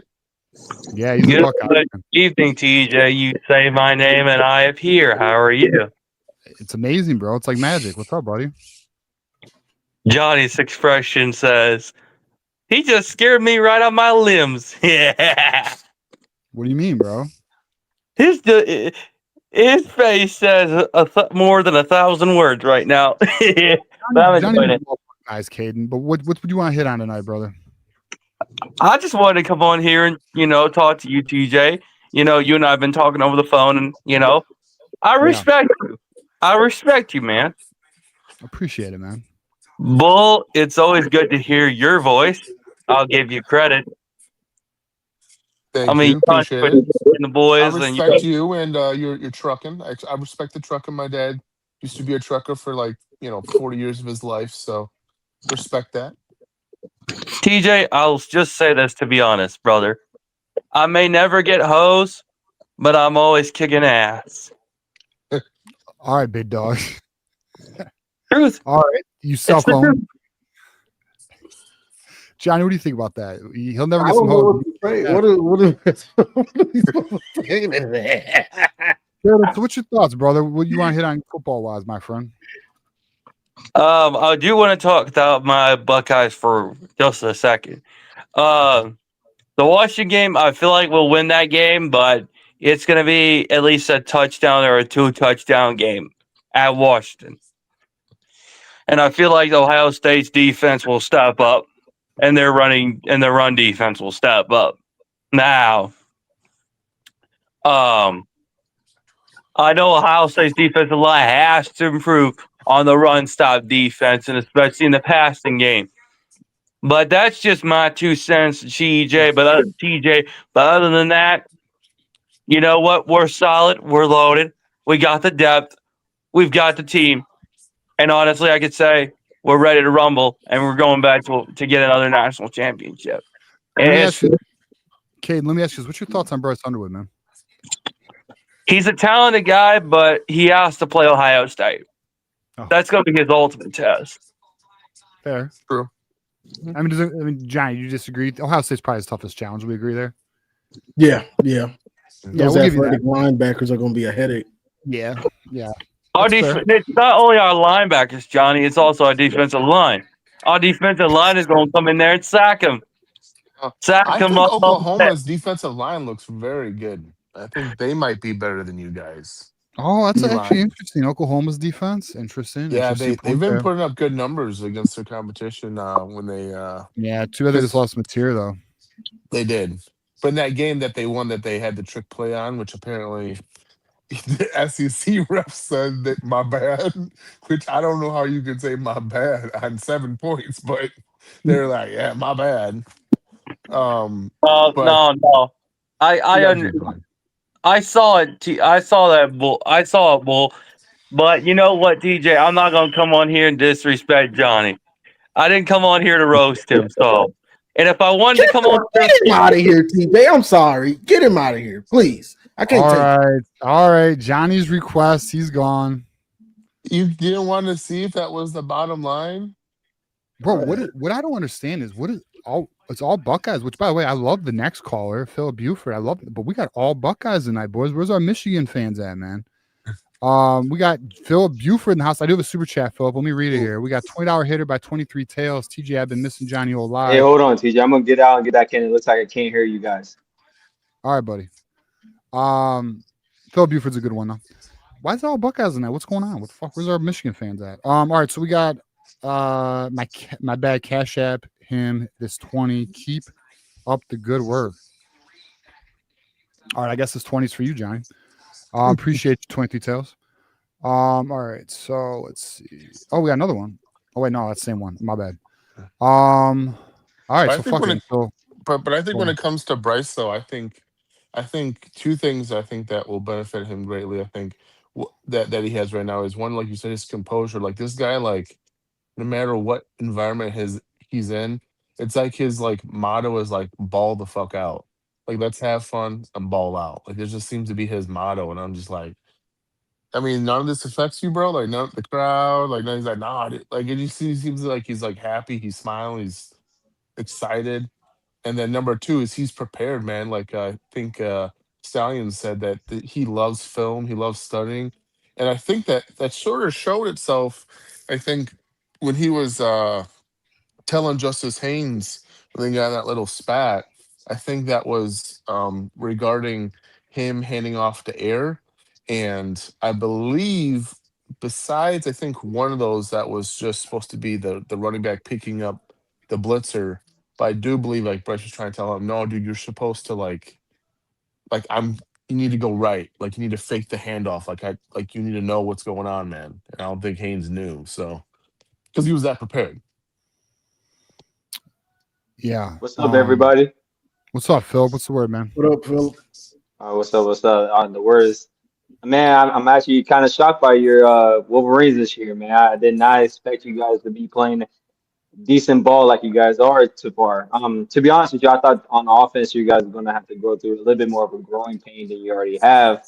But yeah. I'm actually very shocked by how, I think you guys are starting to find your identity, which I was actually talking about on Johnny's show on Sunday.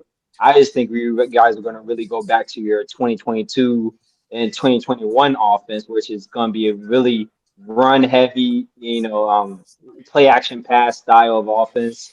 Ball control. And one thing I actually really enjoyed in seeing that at the end of that Nebraska game is that you guys actually controlled the ball for like almost 9 minutes. I mean, that's winning football, if you ask me. It's always nice to be able to throw the ball around, get a 300-400 yard passing, but when you can control the ball for 9 minutes, I mean, you can't beat that. You really can't beat that. So one thing I would just say, and I mentioned this on Johnny's show, I hope you guys can be patient with Bryce's development as a passer on the college scale.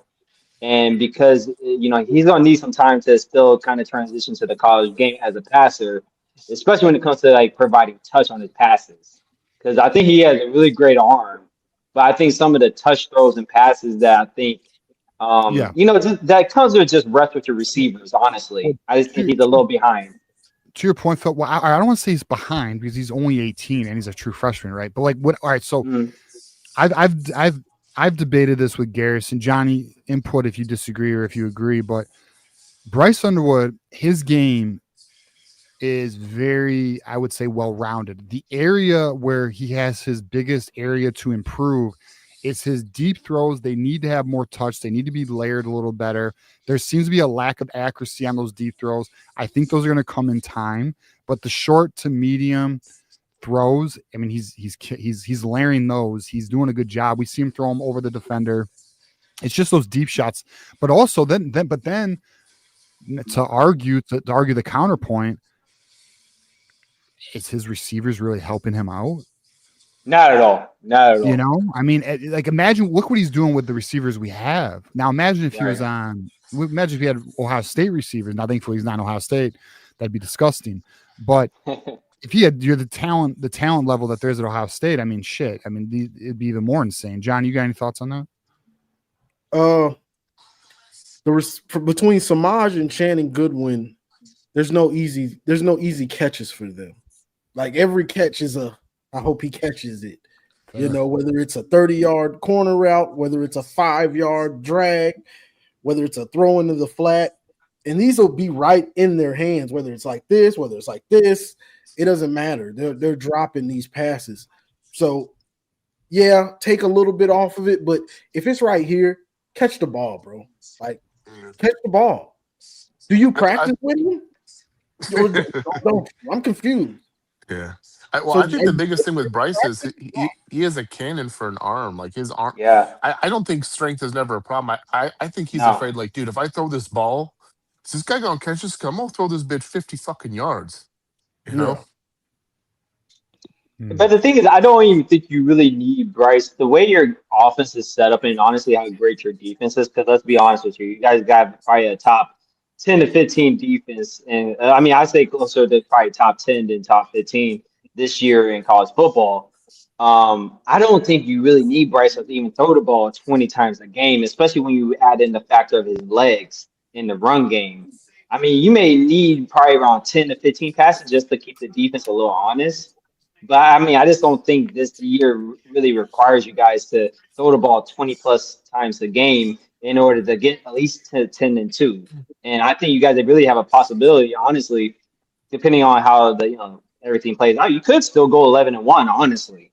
I wouldn't even put that past you guys. So I just don't think you need to go. I don't think you guys really need to turn into like a pass heavy or even like a balanced scheme where you're, passing and throwing it around 25, 30 times a game in order to have success this season. Yeah, I mean, it's going to be interesting to see where the sweet spot is. I think they want a balanced, aggressive air attack complemented by the run game, which they're kind of achieving. But when the offensive line gets better, they're going to reach their full potential. And so when the offensive line gets better, because we have some young talent coming. Unfortunately, Babaloa got injured, but we all know Ty Haywood and Malachi Lee, etc. And then you improve this wide receiver core. This offense is going to reach its potential because you got Savion Hyder. I mean, like, it's gonna reach its potential. But now the question becomes, how long does Chip Lindsay remain our offensive coordinator? Because he's probably gone by the time Bryce Underwood goes to the NFL. I didn't think he was going to be it. Okay. Yeah, because in my opinion, I don't think Chip Lindsay is going to be here after Bryce Underwood goes to the NFL because he's probably going to get a head coaching opportunity. Because I expect us to compete for national championships, if not win one with Bryce Underwood. So it'll be interesting to see where that goes for us. One last thing before I get going. Yep. Yeah, one last thing. I told you, TJ, that Cole Sullivan is the dog, and I hope he doesn't get off the field. I really hope he doesn't get off the field because seeing him play middle linebacker and kind of sometimes the will, you know what it actually reminds me of as a Ohio State fan? It reminds me of a young James Laurinaitis. And you actually go back and actually look at some of James Laurinaitis' tape and the way he was able to kind of move around. And, because he also has great hands as a linebacker, and that's why he's able to get some of those tip balls and some of those interception plays like that. He's just a playmaker at that middle linebacker spot, and he really reminded me of James Laurinaitis when he came in 2006 for us. So I mean, I just hope you don't take him off the field. Barham at the edge is perfect. So I think you guys are starting to get things cooking. I mean, and I like Sanders, the freshman cornerback. He's gonna be in one of those. Yeah. Phil, you know what I want to say to you, bro? And the same thing goes for Garrison. I told Garrison this the other day when I was talking on the phone with him. Like, Johnny, you tell me if I'm crazy, but I don't think I am. Would you not agree that Buckeyes like Phillip, like Garrison, they know more than the average Michigan fan, bro? They know more about our team. I could talk to them about, like, for example, he's talking about Cole Sullivan, he's talking about Jaden Sanders. He knows the fresh. I literally could, I was telling Garrison on the phone, I was like, bro, I could literally break down my running back room with you, or actually, you could break down our running back room with me better than even my own fan base. Like, there are people like if you say you're talking to someone at a restaurant, like, I'm not talking about here. Obviously, we are the diehards, we are the passionate ones, we know ball, and I know a lot of you will actually probably relate to me. How many times you talking to somebody who claims to be a Michigan fan, but they can't break it down to you like even a Phillip Buford or a Garrison. Like, they know our team better than our own fans, bro. It's fucking wild. I just think it's interesting. Hey, you got to know your enemy as well as you know yourself, man. I mean, I come from a military background, and honestly, that's the beauty of our rivalry is that that we have that factor. And I still tell you, TJ, and I don't know if Johnny and the rest of you guys know this, I'm still not a fan of the Tony Alford rotation. I still don't understand his rotation at running back. I just don't understand sometimes why I just think I'm from the old school mindset. You ride a hot hand. And sometimes some of his hot hands rotation, I think it leads to players getting kind of cold on the sidelines. And I just don't understand it. Last year, go on, Johnny. That's true. But he's gotten better than he was last year. Last year was way worse. I think this year he's doing a lot better job, in my opinion. Yeah, he is. But all right, Phil. It still needs to get better, but it's better than last year. That's not saying much, but I agree. Yeah, Phillip, I've been on some bullshit, bro. I've been working out in like 2 months, though. I fucking cuss me out in the DMs or something. I gotta get my shit together. Hey, we talk on X, man. All right, you guys have a blessed one. Peace. All right, next man up. We got Drufus, our good friend out of Oklahoma. What's up, Drufus? How we doing, brother? What's up, Wolverine Nation? Go Blue. You tell me, man. So I like Michelle talking, running undefeated in conference play. That's absolutely doable for us. It is. I think so too. I mean, but Klatt's in love with USC. He likes their D-line. He's talking about how their D-line is averaging like 30, 35 pounds or heavier across the board. They've got rotation. He's really liking them. He thinks they're legit. Anybody. Hey, I'm with you. Neither has Ohio State. Texas sucks. Fuck Ohio.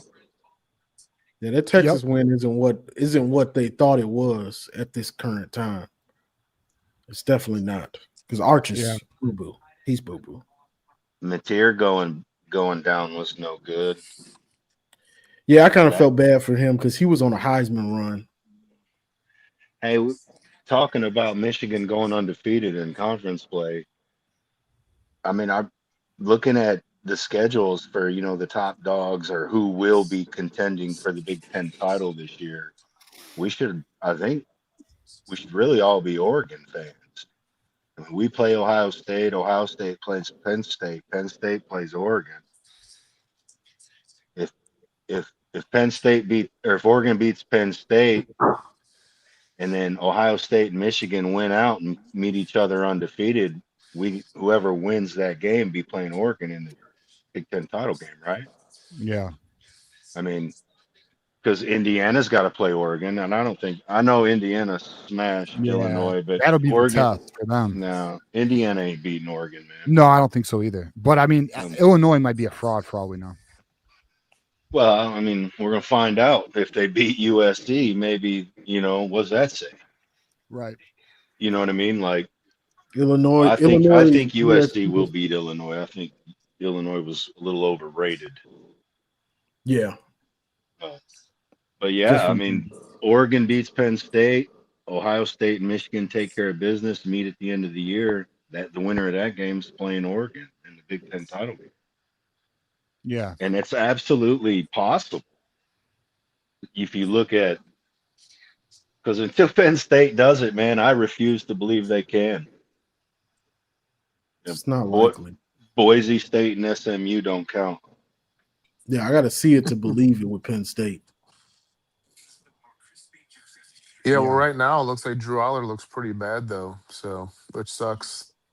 Which I find crazy as his senior year that you think he'd get better, but statistically I think he has a down year. Then on top of that, his average pass is like fucking like 5 yards or some shit like that. Like it's really that's the low. offense.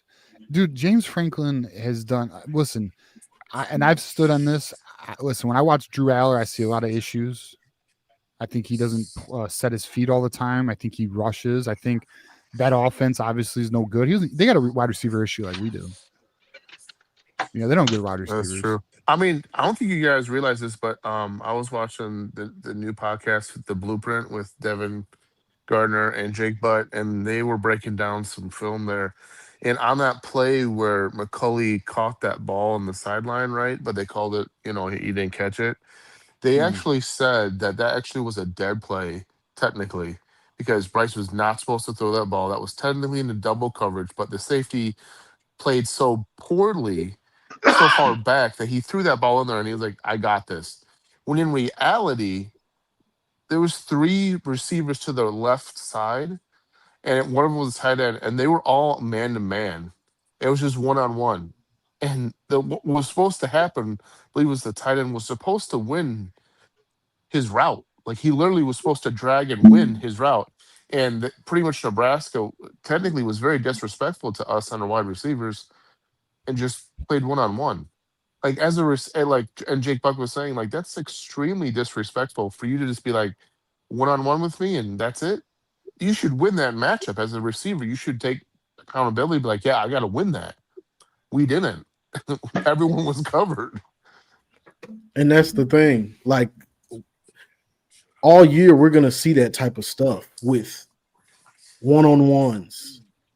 But are we even right now? We're not even brave enough to check into some of this stuff, to check when you see it, because are you sure our guy is going to win? You know what I'm saying?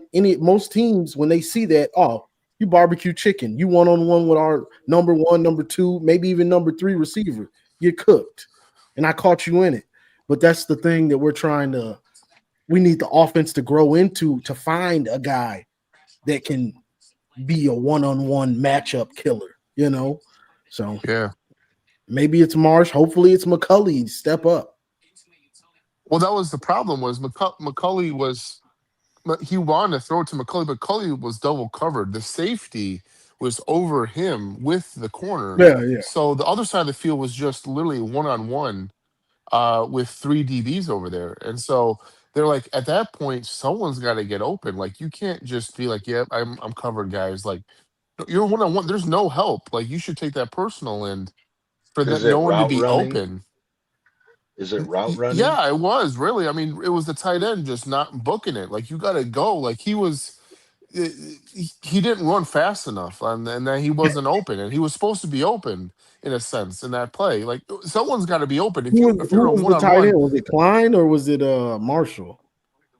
I don't know on that play. I didn't go back and watch it, but they were just breaking it down. They didn't really showcase it, but Jake Butt was saying, okay, I got McCulley on the right side by himself, double covered, and you got 3 receivers on the left side, all one-on-one. Someone's got to get open, and no one was open. Mainly the 2 outside guys were covered, and so, which is sort of sad. So, like you said, all right, so we need speed, we need something. You need a man beater out there, which is what that was, right? Like Miami has Tony. He's a short guy, but he's a man beater, right? That's sort of what you sort of need. You need a guy like in the NFL, you need a beat man. Then I'm starting to want to see Browder. Yeah. Like 6'4", get downfield, and can he go up and get it? Yep. As soon as we get downfield, I'm putting my hand up. It's a mismatch. Mouse in the house. Why isn't O'Leary getting any run? He probably can't get open. I don't think he can get open. He'll catch it, but I don't think he can get open like that. Honestly, but I haven't seen enough of him in game to say for sure. Yeah, I don't think he's the wide receiver people think. And the thing about Browder guys is McCoy's playing over Browder. That's the X position, and McCoy's going to play over Browder.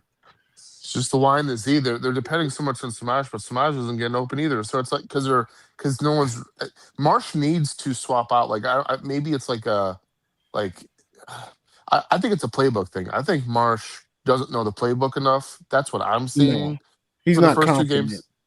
And maybe it's confidence too, because for him to just we saw 2 plays where it's like, okay, maybe he doesn't know what he's doing out there, but maybe they're like, okay, maybe you got to we'll be peel it back a confident bit. in what you're doing and know why you're doing it.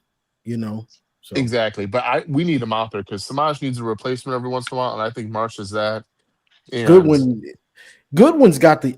I think Samaj is more just concentration, like getting it in the flat, and he's already thinking about trying to turn that corner. But Goodwin, I think he's got the yips at this point.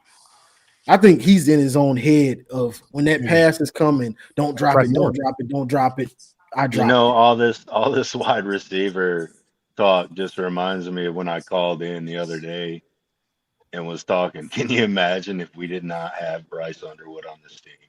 Man, his legs are saving us right now because when he throws it, it's accurate. But these guys, we're hoping they catch it. If we didn't have Bryce Underwood, I don't know if I'd. I mean, obviously, I'd still do this, but like Johnny, we maybe missed. TJ say I quit. I would still do it, but then I don't know. TJ said page down. Hey, earlier, I think when Michelle was on, you were talking about extensions for Sherrone Moore. What she thought about him and an extension. And I think that in some regards, I don't think any coach at Michigan is really deserving of an extension because there is criteria that has to be met at the University of Michigan. Yeah, on the football field. Yep, it's a results business. We got to win before we can that shit out. What I will say in defense, a little defense, I guess, of Sherrone Moore is, I mean, he has been suspended. We're 4 games in. You know what I mean? He poor showing in Oklahoma, but he was protecting his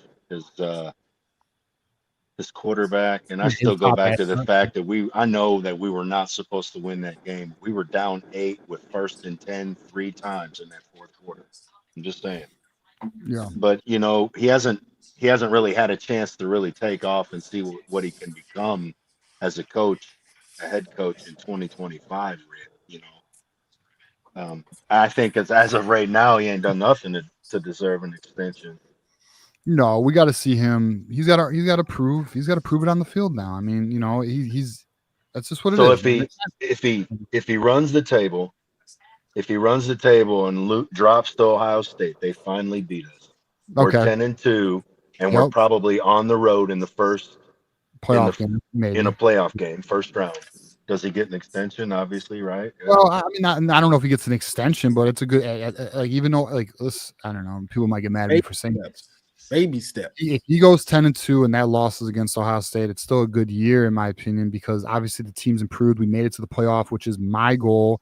I mean, don't get me wrong, I want to beat Ohio State, but I understand you're not beating them every year forever. Not going to happen. Eventually, they're going to get one. And look, I mean, there's probably Buckeyes. He must not have watched Michigan football the last 25 years. Shut up. I hate that shit. But point is, 10-2, get me in the playoffs. I'm happy. You're doing a good job. Now, next year, to Michelle's point, and I agree, that should be a title year. We should be competing for a national title, and we should beat Ohio State, and we should win the Big Ten conference. The stakes are higher next year. Just get in the playoffs and do your job this year. That's just what it is. Yeah. Because once you get I was trying to break down some of these Big Ten teams, in my opinion, that are going to be contending for the Big Ten title. What we don't want is to be 10-2 and make the playoffs or make the Big Ten title game. If we're 10-2 and we end up in the Big Ten title game and we lose, we're not making the playoffs. That's a good thought. You know what I mean? I don't think a 10-3. I don't know. That's not. I don't think that's how that works. I I don't see that at all. We have to see where we That's a are. good thought. It's an interesting thought. He's right. I think he's right. But Maybe. as far as like this year and Sherrone Moore and like extension talk, if Sherrone Moore runs the table and gets us to a Big Ten title and puts us in a position to where we can win it or lose it, he needs to be our next coach or our coach for the next 5-10 years. If he does what you just said, then I think the extension discussion is on the table and it's fair. Yeah, I mean, you know what I mean? Like coming off a suspension year and continuing 5 years in a row. You guys let that sink in. If we beat them again, that's 5 years in a row. Yeah, it'd be great. It'd be a good time. Like, that's half a decade. As they would probably say. All right, Drew, let's get your final thoughts here. We got another caller on the line. I want to get to him before we get out of here. No problem. Final thoughts, man. My boy's in his senior season here at Mustang High School in Oklahoma. We're fixing to go yard every at-bat we can. We're trying to get to Connor State this year, junior college, baby. So, hey, good luck, man. Pray for him, man, and go blue. Go blue. Fuck Drew. Ohio Go State. Fuck Ohio, Drewfus. Appreciate you, man. Thank you, man. Go blue. Drew is a good man. Drewfus is a good man. All right, we got Tree Dog here. Shout out to my guys. To our super chat. We got Jay Lake, $4.99. What happened to the UConn transfer? So he's talking about Skylar Bell. He didn't enter the April portal. It is what it is there. Fred Moore, he has a hands issue. It was his job. He lost it. And then Browder hype. Well, Browder has great hands. He's just young, and McCauley's starting over, and that's just the reality of the situation. Yeah. And then, TJ, this is something I was saying on my channel real quick. I'd rather have the X and the Z and we can't put him in the slot.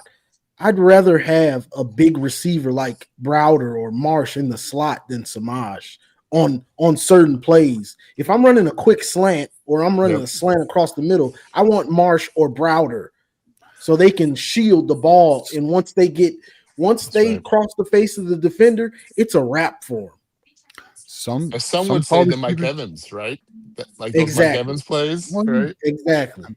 Well, look at Larry Fitzgerald. I mean, look, you can have a taller receiver in the slot. It's just they got to be able to get in and out of their routes. Right. I don't know how Browder's – actually, to be honest, one of the areas Browder really needed to work on was route running, so I don't know. But I'm just saying, like on a slant, something like that, nothing too serious. Yeah, I say throw it all out the window. If you got speed, you can get any of your routes. Like we just need to play these players, especially when they're young. Because obviously, if we got a drop ball problem, and Goodwin was supposed to be that guy for Bryce. Like we saw that in the spring game. Like, okay, who's this guy? This guy, he's just there. He's catching it. Okay, cool. And then now, 4 games in, now it seems to be like you said, yips. So. I don't think I've ever seen Samaj catch a slant. Even his freshman year in the Bama game, they were same thing. They were going right through his hands. Like he's caught a slant, but you're right. I mean, he's caught a slant though. I'm pretty sure. I don't know, TJ. All right. I think he's missed. I think he's missed more than he's caught. I would agree with that. Well, let's get Juju 1 out of 6, 1 out of 7, or something. We'll have Juju watch every game and track it for us. He'll do it. All right, so we got Michigan here. Who is the top 3 big time wide receiver realistic portal get? I mean, bro, it cannot be answered right now. But I will say I'm curious. I'll say this: I have no inside info. I don't have no one's told me shit about this, but I do find the Ryan Williams potential interesting, and the reason why is because we know Alabama's going through what Alabama's going through. We know Michigan can definitely get them out of Alabama if they wanted to. What about, I know this is a big pull locally, right? But people will talk about Nick Marsh, man. They tried last year. They tried to get Nick Marsh last portal, and Michigan State countered. They redid his NIL because Michigan tried to get him last December. So I don't. We need to smack him, trash, bro. Yeah, I mean, smack him again. Okay. All right, fair point. If Jonathan Smith looks like he's about to get canned or go to the UCLA job, you might have be onto something. Okay, well, first of all, there's a difference. The look, he always looks like he's going to get canned. He looks dead on the sideline. So that's not if it's more or less if, not if he looks like it. Because we smack him again this year, and he's going to have some doubts. Yeah, there's going to be a lot of cameras on the sideline seeing who's going to talk to Marsh, all right? Like, yo, who's that? Yeah, so he's gonna have some doubts. He smack him again. You watching Michigan because we're probably gonna be we're gonna have a better season than them. I can almost guarantee it. So you sitting over there at Michigan State looking like, oh, man, they're building something, and they have Bryce. Even though you got Aiden Childs, he's not Bryce. Hey, Juju, Johnny Olden wants you to watch every single game Samaj Morgan's played in and track how many slant catches he's caught or dropped. That's your homework assignment for next Thursday, bro. Appreciate you, Juju. I need a slant count for Samaj, right, and I like Samaj. I do like Samaj. I like Samaj. I think Samaj is I think Samaj is improved. I'll be honest. I don't think he's the wide receiver we need to focus on. I mean, AD, he's improved. I mean, but I'm not gonna say improved. I think it's just his scheme. I mean, I'm gonna be honest. His concentration to catch that what is that? Was that a go route or what it was, a screen or something? It was literally as he like wheels, almost like a wheel route out out of the backfield, caught it in stride, and Bryce hit him right in. Some receivers don't catch that. They just like they either stop or it was literally in stride. He went, and I was. And Samaj eats up the most yards when he catches the ball right now for us. Besides Haynes or maybe one of the running backs, Samaj eats up the most yards. Like so. Yeah, hold up. Let me AD and Marmar, I'll pull you guys up at the same time. Hold on, but let me, because I'm gonna be real. John's better at this than me. I gotta play the video of our sponsors. So my bad. So let's play the Win Agency video. Hey, Michigan fans.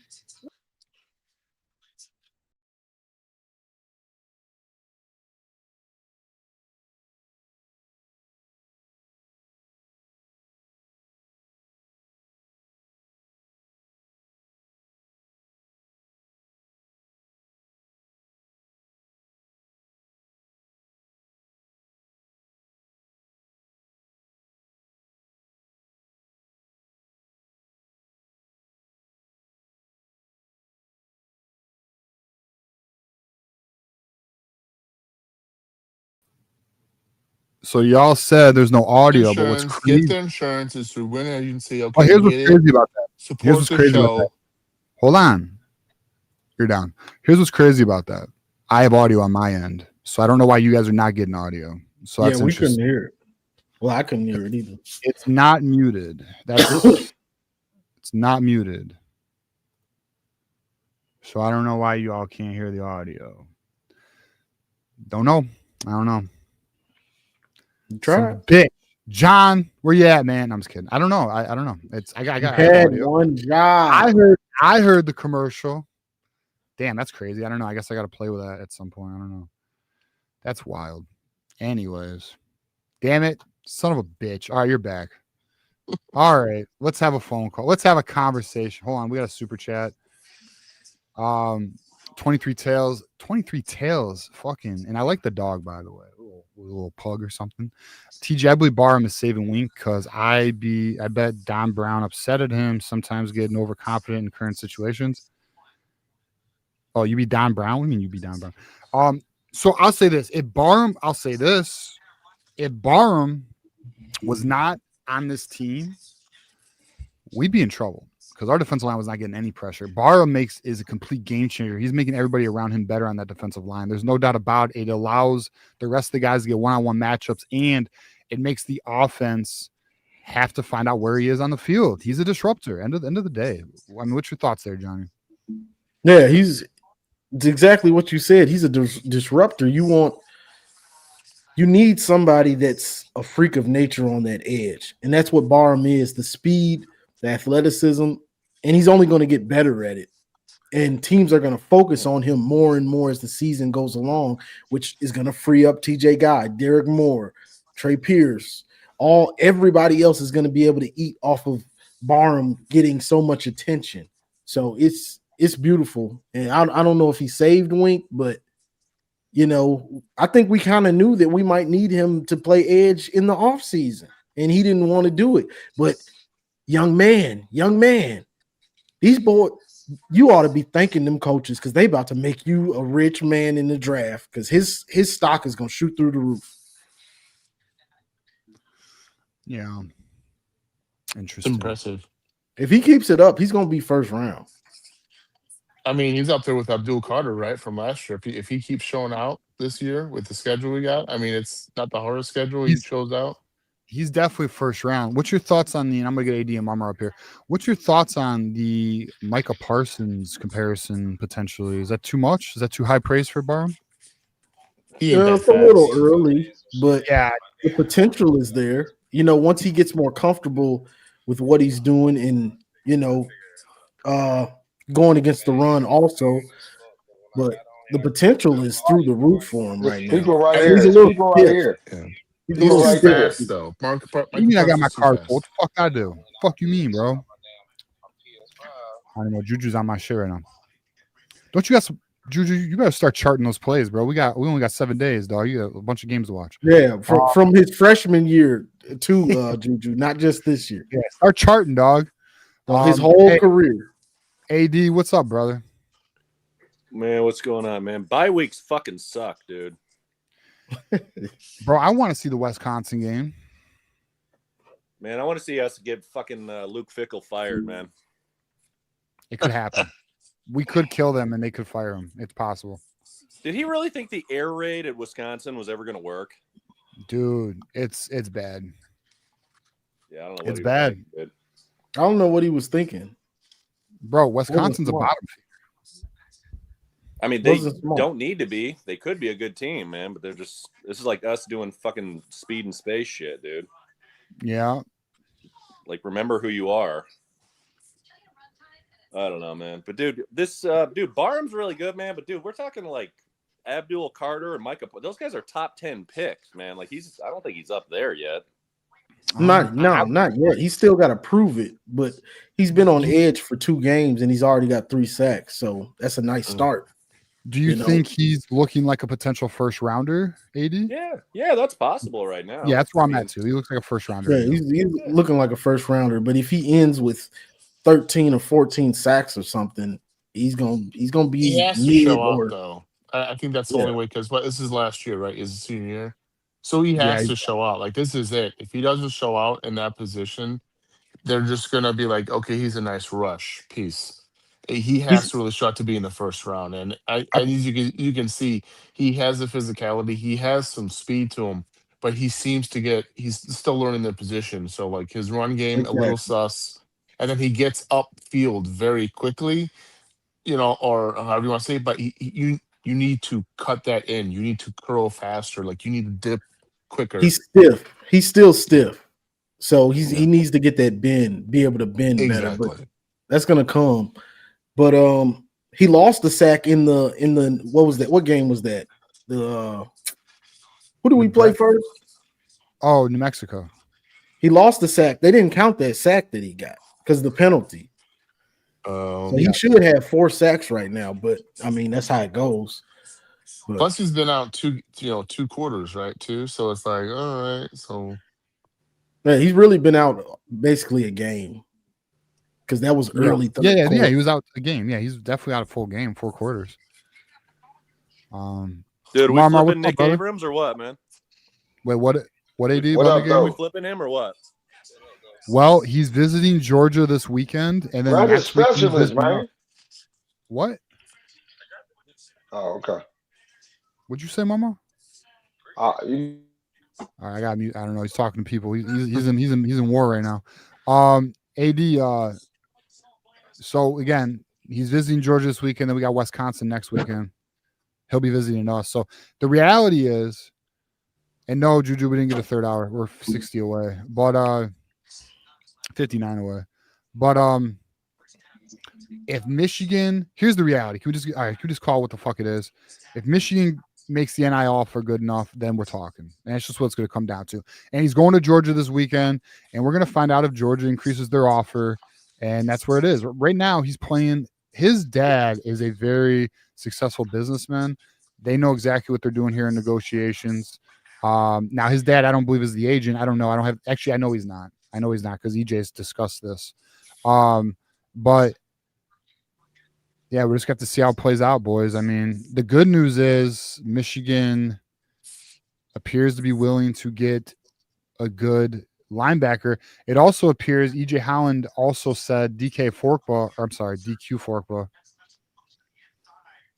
Don't you Dairy shake your head Queen. at me. Don't Dairy you fuck. Queen, bro. I was looking Dairy right at you, Queen. B-Dub. I knew you'd do it. Yeah, so DQ Fork, but apparently he's still going to be visiting Michigan at some point. So we'll see on that as well. We'll see. So I don't know what else you bye got weeks for us fucking here, dude. suck, dude. I don't know what the hell I'm gonna do on Saturday. Bro, there's plenty of good games on, bro. There's some good games. Yeah, I'm probably going to work on Saturday, to be honest with you. You got LSU Ole Miss. You got Penn State Oregon late. Wait a minute, There's Saturday. Oh, I gotta go to Here, I'll Yates. pull up the schedule right now. Hey, let me ask you: if we win out and then lose to Ohio State, make the playoffs, and lose our first playoff game, is that a successful season? I think so. But that's a great question, AD. Why the fuck didn't you call in earlier? This could have been the debate of the night. All right, Johnny, what's your thoughts on that? We win out but lose to Ohio State and lose the first round of the playoffs. Is that a successful season? Chat, let us know what you think. It is, because the goal for everybody now is to make the playoff. Yeah, and we didn't make it last year, so we felt how it felt, you know. So the goal is to make the playoff now. That's a stepping stone. Okay, you made the playoff, you lost first round. Next year, you want to make it to the second round or make it to the championship. You want to add these stepping stones. You don't want to. We beat Ohio State again, but the playoffs is going on, and we're watching everybody else play. It's horrible. That was horrible last year. Yeah, I mean, I think it is because we're young. Like we're in my opinion, I could be very wrong here, but in 2021 we had to learn how to win. 2022 we had to learn how to win. 2023 we were ready to win. I think we have to go through that. Beats and treats is a hard grader. He says it's an improvement but not successful. Playoffs are bust by GT. Let's see. All right, only successful season is the championship to me, really. Yeah. Every year should be playoffs. I mean, we are Michigan, so I mean, it should be playoffs every year.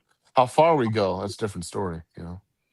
All right, so here, let's break this down. So, all right, the 12 o'clock game is going to be USC Illinois. I think we're all going to be looking at that one, especially see what USC is about.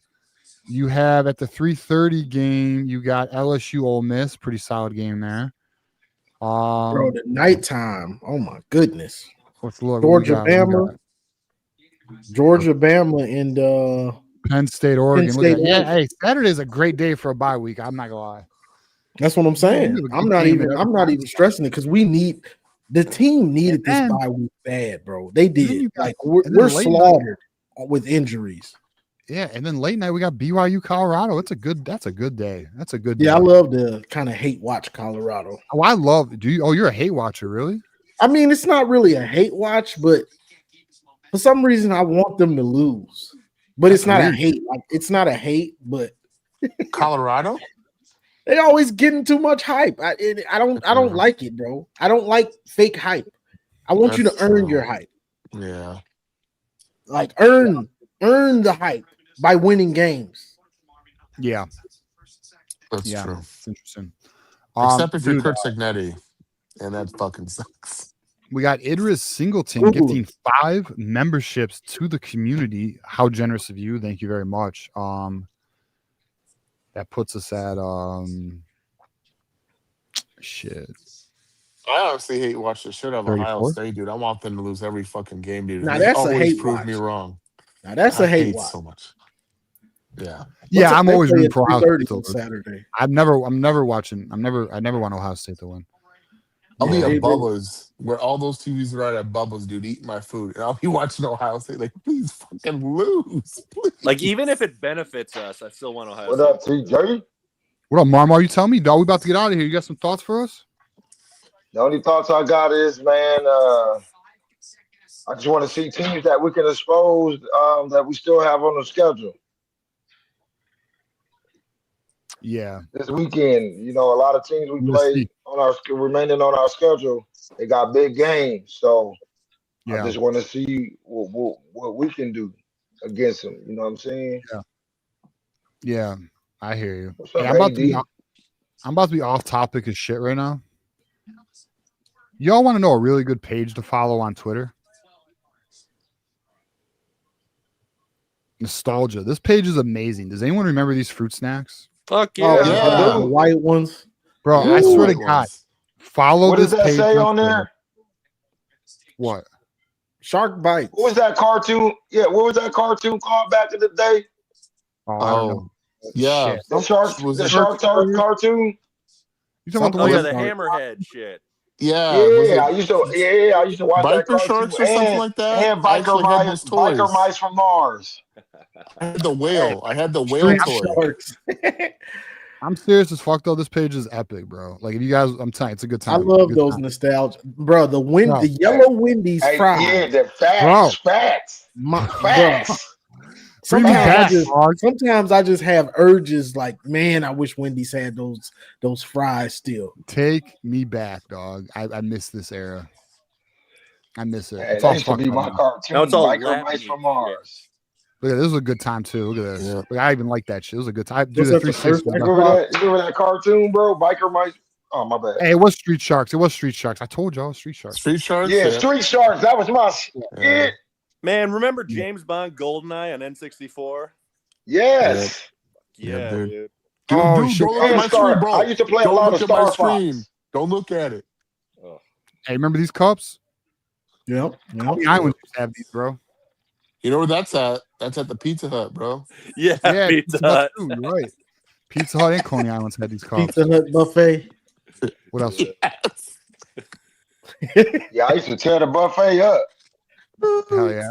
Hey, go back. That used to be my book right there.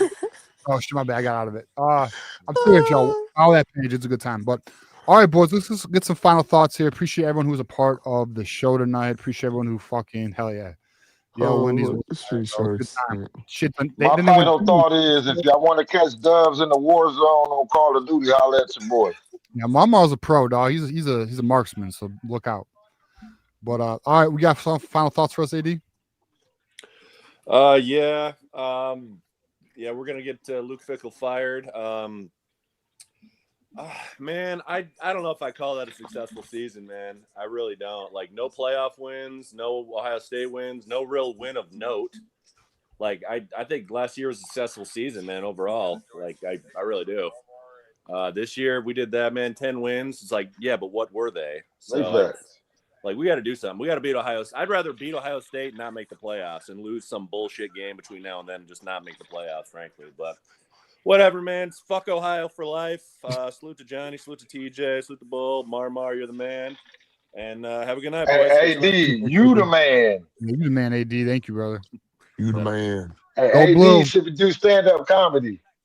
I love AD. Fucking AD's similar.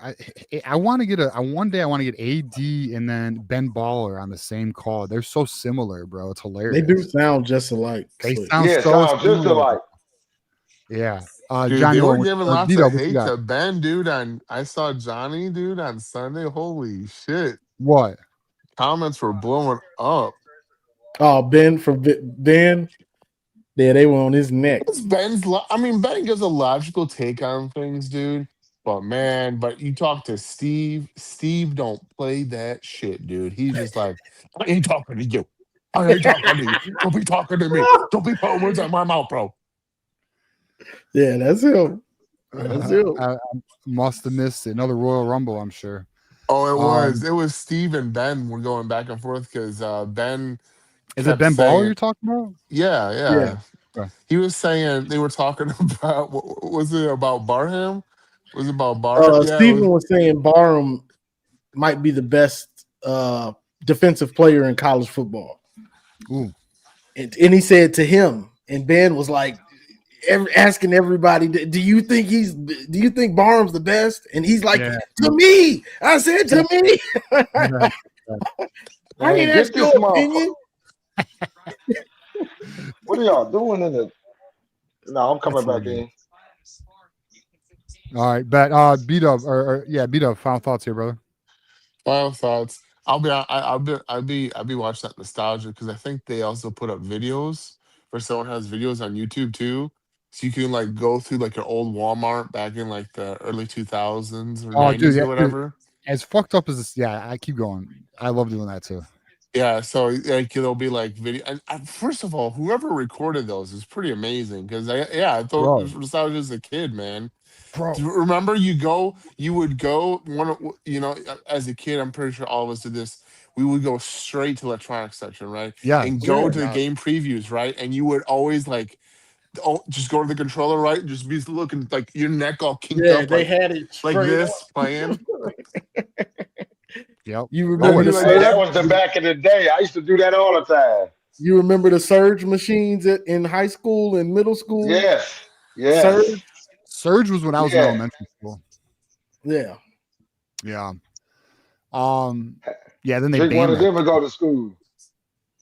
Yeah, then they canceled it. But yeah, no, dude, I watched a video of like an early 90s McDonald's, and I was like, holy shit, dude, I remember these cups. You know what I mean? Like, this is wild, dude. I remember That's when McDonald's was good. McDonald's has that's no when life food was now. good, Like, bro. Before it it's got all like silly. robotic in going in there, there's no soul to it anymore. I know the soul, the look, everything. Bro, the new everything. fast food restaurants look like prisons, bro. Like they look Yeah. fucking. At least up here, the new Taco Bells, the new McDonald's. It's all they of look them. terrible. I don't know. It's almost. Sometimes I wonder if that shit's intentional, dog. Make us all. It is. Hey, depressed. somebody. Hey. I'm glad you brought that up. Somebody had a picture about a couple of years ago with a prison and then a school playground next to, like side by side, and they look similar, bro. It was crazy. He's basically saying that that's how they program them. Yeah, I mean, I don't know. I'll just say I think I don't know, man. Sometimes I wonder, bro. Sometimes like, what are we doing here? Like, there's no way this was a good business decision. But anyway, technology is a bad idea because, like, I remember I was going. Come on, man, shoot this bitch ass nigga. I was going to Kalahari, and we stopped at a gas station, and there was a McDonald's. These motherfuckers, these bastards. What's that? Okay, and so whatever. I walked into McDonald's, and you had to literally like go to the kiosk. There was no one to take your order. It was strictly like go to the kiosk or do it on the phone and pick it up. That was it. There was no like people interaction. There was no modern outside. I'm like, what is going on here? Yeah. I mean, honestly, I don't want to end on a bad note. I'm not going to say that we're going to hell with technology and social media. I don't want to go down that road. Well, hey, listen, we can end it here. We can end it here. It definitely ain't better than it was, though. Exactly. Definitely. Just physicality and shit, dude. Like, just going to the mall. Like, malls don't really exist anymore now. Mall by me is fucking like apocalyptic, bro. Like, it's like it almost looks like a dead zone. I'm like, what the fuck? Yeah, and it's nice to just go. Like think about Christmas time, right? And I just hate going the just self to fuck scans, around. bro. The U scans, those suck. Oh yeah, I don't work here. I don't want to do this shit, bro. Yeah, I know. You go to Lowe's or Home Depot, they don't even have cashiers anymore. Yeah, they don't. It's fucked up. Anyways, any fucking ways, boys. Enjoy your Friday tomorrow, last day of the week. Get your paycheck. Enjoy your weekend. Have a drink on me. Fucking Johnny Olden, what's your final thoughts here, brother? Final thoughts. This bye week was needed for the team. We're too many injuries, way too many injuries. The injury list is like crazy, 20, 30 dudes on there every week. So it was needed very badly. And bye week, let's get Bryce, add a little more to his plate. Keep adding a little more, and please find somebody that wants to get on the field and catch the ball for Bryce. You want to catch touchdowns? Do you want to catch them? If so, let's see it. So that's all I got. Just want to see the team keep improving. Oh, I got actually a fun fact. This just got posted today. Do you guys know? No, I swear to God, Sean Alexander, right? The legendary running back with Seattle Seahawks, remember? He was on Madden and shit. He apparently just told, like, him and his wife announced they're having their 14th kid. 14. You out of control. He out of control. And you know what the number one comment got? It showed. Guess what, Drew? Guess what? Who's the quarterback for the Chargers? What's his name? Philip Rivers. Shows him with putting his helmet on, getting back in there because he has 13, so he needs to get back in there. Yeah, bro, that's insane. All those kids. Hey, you got the money. Got a baseball team. Shit. That's true. If I was a billionaire, I'd think about it. I'd have different wives. But anyways, all right. So my final thoughts are fuck Ohio. Well, because why not? You know? You know, you never know which one's gonna be a pro athlete. You might get stuck with a wife, can't get a pro athlete. Fuck that. No, I'm just kidding. All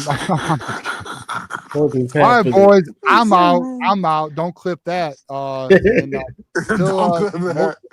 to my YouTube shorts. TJ, what up? TJ, call me, man. All right. Well, I gotta make another. I'll text you. I gotta make another phone call after we get out of here. Yeah, boys. All right, we're out of here. No show Tuesday. Or I'm sorry, no show Saturday. We do have a show Tuesday. My bad. Myself, John DeAdam. Hey, actually, I didn't even. We got a special guest Tuesday, bro. Guess who's joining the fucking show? Marmar. Former Michigan player Grant Perry is going to join the show Tuesday, bro. That's my guy right there. I've been watching his podcast a little bit. Me too. Yeah. Me too. I like him. Yeah, he's coming on Tuesday, man. So we're looking forward to that. So that's dope. So he was a good slot receiver. Hey, Johnny. Yep. Johnny, you remember when our old grandmothers used to chew on the gristle like this with a chicken bone? My grandma didn't do that. My grandma did. My grandma didn't do that, dog. She's from Tennessee, though. Yeah. All right. Let me give a shout out here to Whitaker Ryerson. How do you spell that? How do you say that first name, Johnny? Ryerson. Like Iverson Ryerson. Ryerson Whitaker. Became a member. Welcome to the community, brother. I will remember your name going forward.